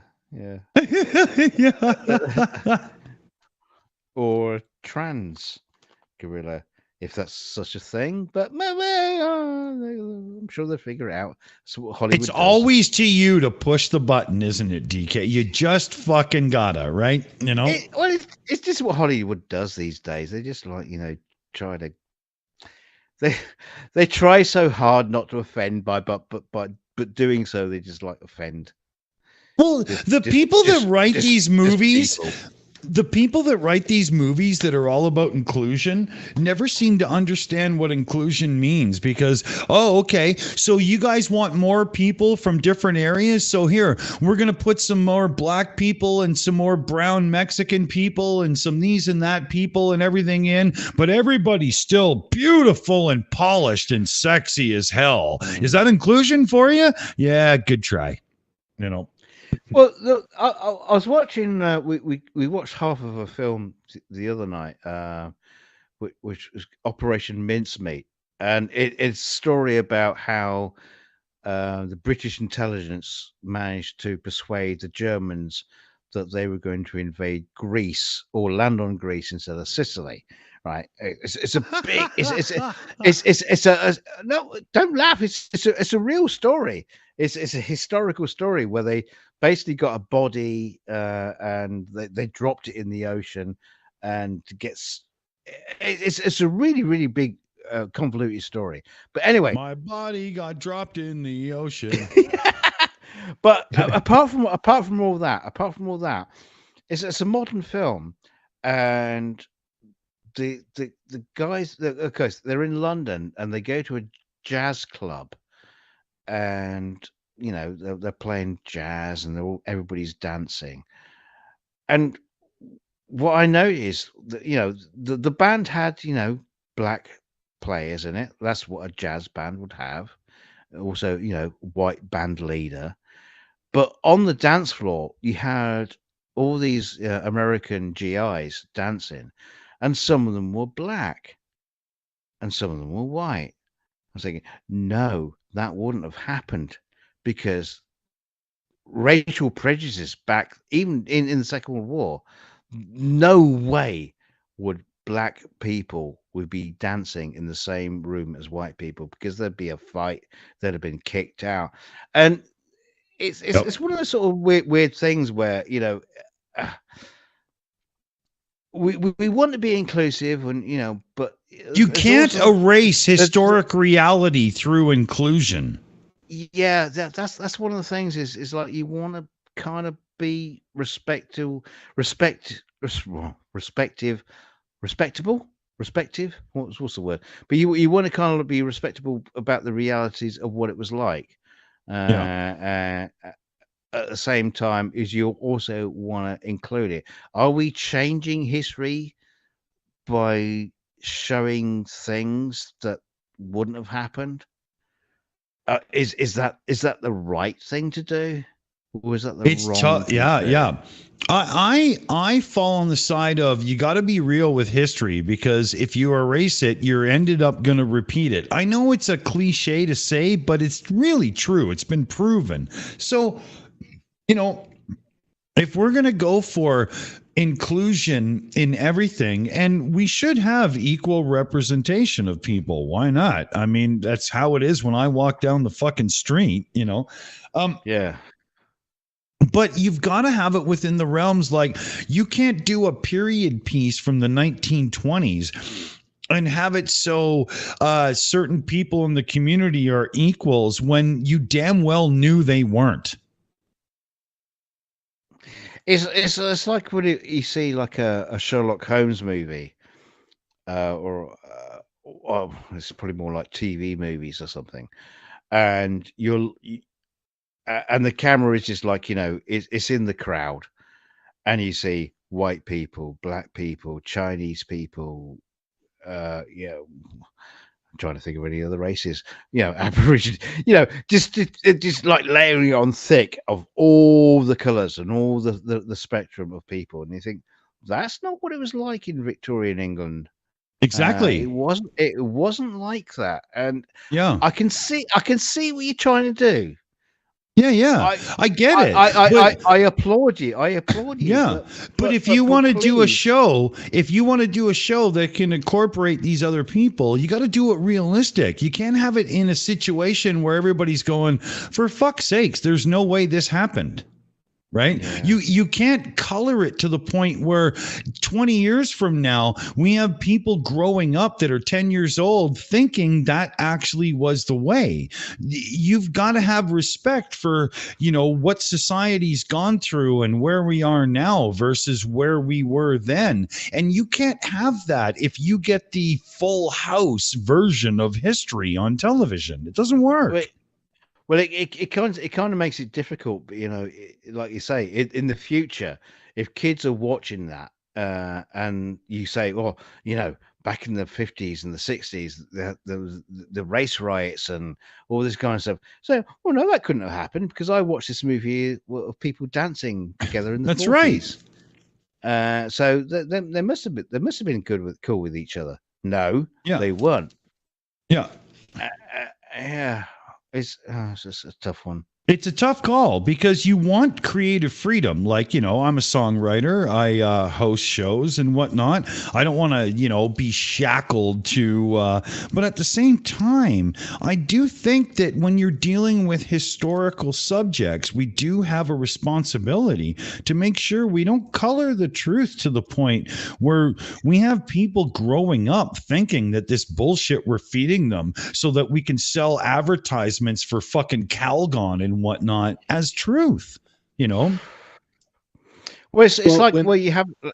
Sorry, go on. When the Empress gets a little older, one of the things that I'm going to make sure that she watches, it's going to be a requirement, is she's going to watch Blazing Saddles, and I'm going to explain it to her. Yes.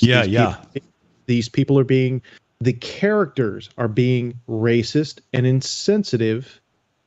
But that's the whole point. They're trying to point out how screwed up the world was at that time. Yeah. Yeah. You know, and we have some amazing stuff from history, like movies, TV shows, books, and so on and blah, blah, that can really, you know, help with a more of a reality situation on it. And we're in a situation right now where Hollywood and so on seems to be a bit stumped. And all we get fed is remakes of everything right now. So why not give us... Yeah, but this could be done properly. Like, you know, you want to give us a remake of a show and you want to make it more inclusive and whatnot. Okay, no problem. How do you do that? You don't just start flipping characters from one thing to the other and so on and so forth and making it ridiculous. What you do is expand the story, take it somewhere else, show us a different facet of it, you know, and depending on the era that the story comes from, there's a lot of angles to do that with. And or you can just, you know, have no imagination, no creativity, and just simply, you know, swap things around and regurgitate stories because you're scared to put anything on the line because, oh, what if it's not, you know, accepted?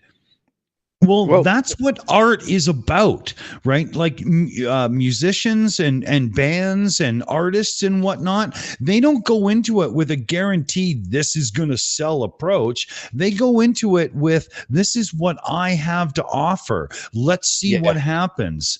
And this is what's missing. Everything in modern media is done now to the lowest common denominator to secure success. Trying to appease the people.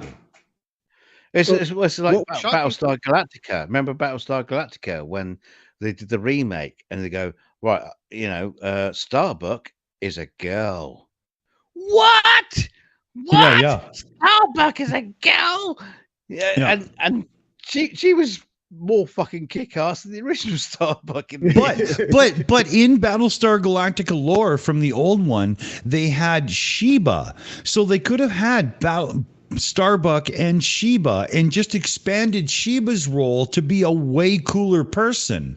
And again, it's that whole thing. Why do you have to change the story when you can just enhance it instead? I feel it's laziness and it's the scare. It's the executives that are scared that not everything will make $1, and that's why they do it. And it's, I mean, seriously, holy shit. it's like PJ seeing that, says, "Oh, even Doctor Who had to become a woman," and he would talk about Bond becoming a woman. I mean, I've got nothing against women. No, I like them. I couldn't eat a whole one. But yeah. I fell in love with one, had a child and whatnot. But you had an opportunity. Instead of talking about Bond becoming a woman, you have the entire 007 range of numbers. You could have turned it into a universe like other people are doing instead of just, being lazy. Oh, okay, we'll just draft in a chick and do some more movies. No, why don't you have Bond, meet up with another agent, bring them in. Now you got two people for movies. Right. Well, wasn't there? I can't remember where it came from, but there was a woman 00 in the Bond universe. Well, I thought this too, Loki. Yeah, exactly.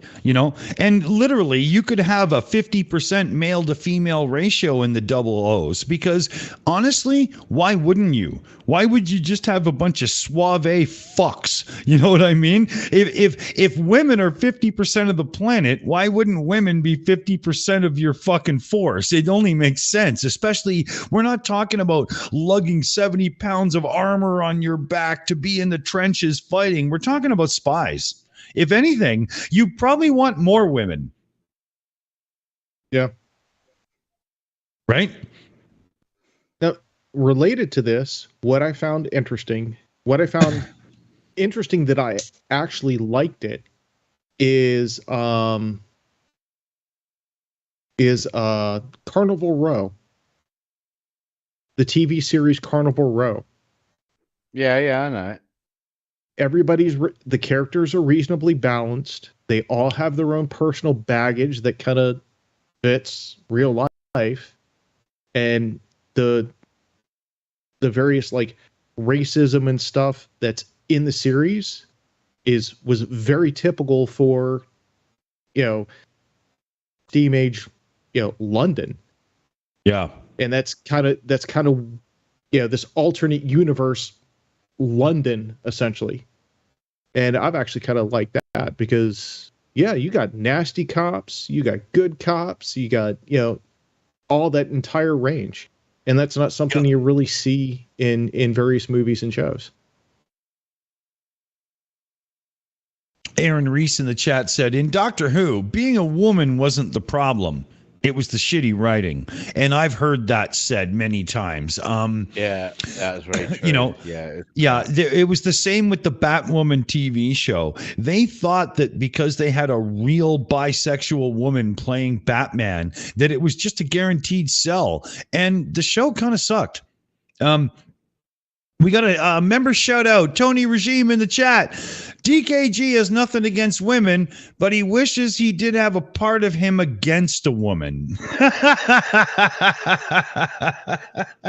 If I told you had a beautiful body, would you hold it against me?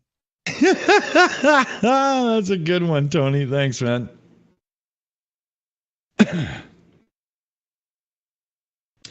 Yeah, that shit.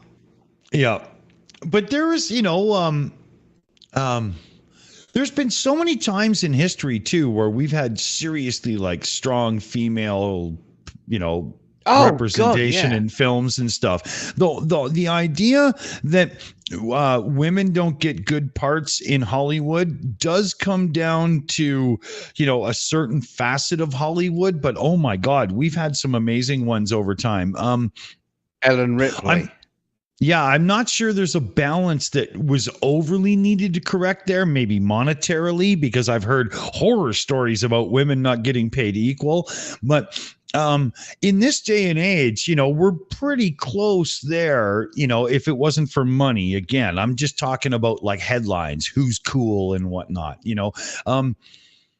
but I just don't think that we have to resort to shitty remakes and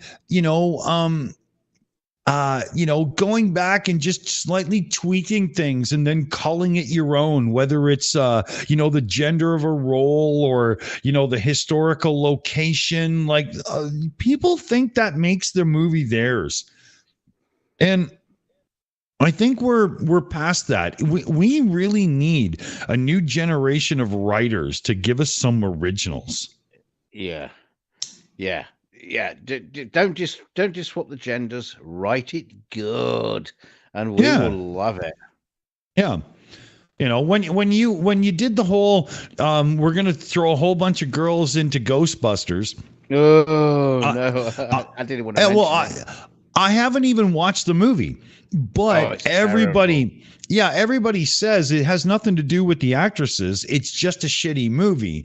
And that sucks because that makes them all look like crap when they might have tried their best to do something when everybody around them was just kind of being lackadaisic about it because, well, it's Ghostbusters. It's going to be fine, And that was just the worst show of how you can't do these things. Like had they just built a new movie about some chicks who stumbled together into a ghost fighting situation instead of making it the Ghostbusters, you probably would have had a good movie on your hands. But you thought that it was just simply gonna sell because you had the name and put out shit.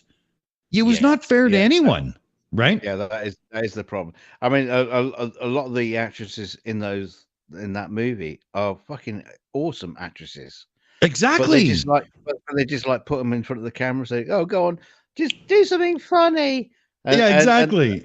And that was the problem. It's just like, it doesn't matter. We can just cut it together and it'll be a great movie. That's basically what they did. It's just like cut it together, throw some special effects on it, and not fair to anyone, right? No, not fair. I mean, at all. No, because when you do that kind of thing, what do you end up with? Crystal Skull.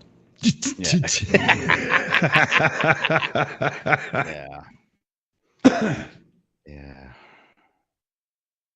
Indianapolis Jones. Yeah.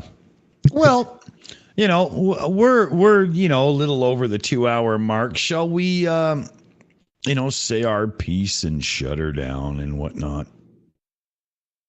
Yeah, come on. Are we bored you lot in the chat? Say one. Are we bored you? Say two. Yeah.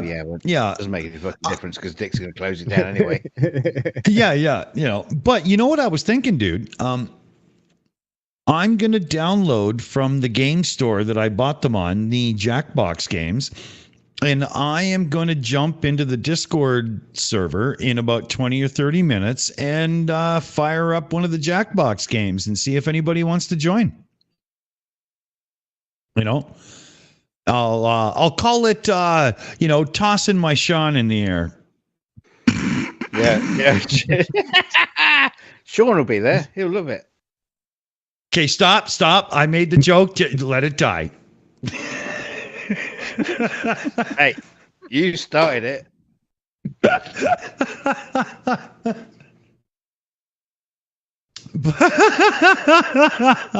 Okay, so DK, without the S word, what do you got to say for yourself?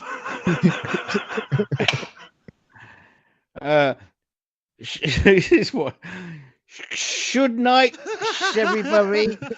I'll see you all in the next snow. See you next time.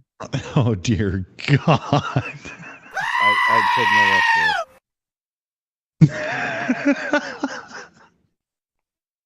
Okay, and the green forearm wonder from Days through the optical avenue of the heavens.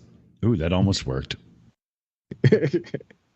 Okay, so I got two things to wrap this up with. Dick, be sure to set a 10-minute timer so that you can end the game. Okay. Okay. Yep. And thanks for the much needed laughs considering my day. Oh, much appreciated. Yeah. Throw him an extra $5. He'll touch you inappropriately. I think we need intervention from a higher power here. Activate. Oh no. Holy Spirit, activate. Holy Spirit, activate. Activate. Activate. Shut up, Meg. All right.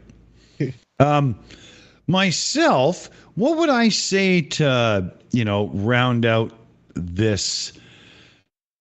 Good night. Here. Yeah, this is what Loki did to us from the moon.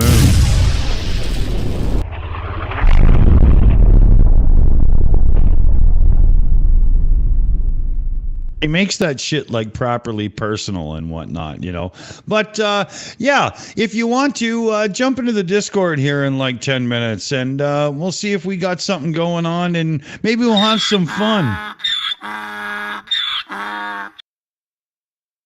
I do believe I have a button that can end this shit show. So let's say goodnight, everybody. Good night, everybody. Good night, everybody. DK, take your hand out of your pants when you say goodnight.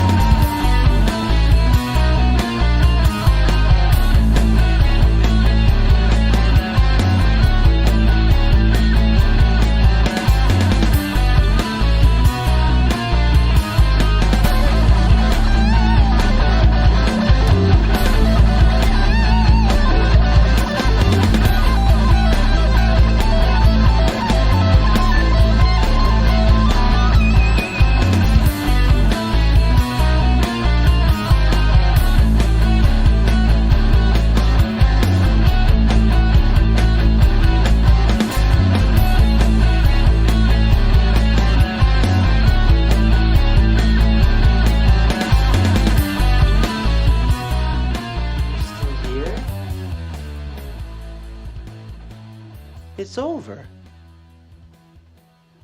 Go home.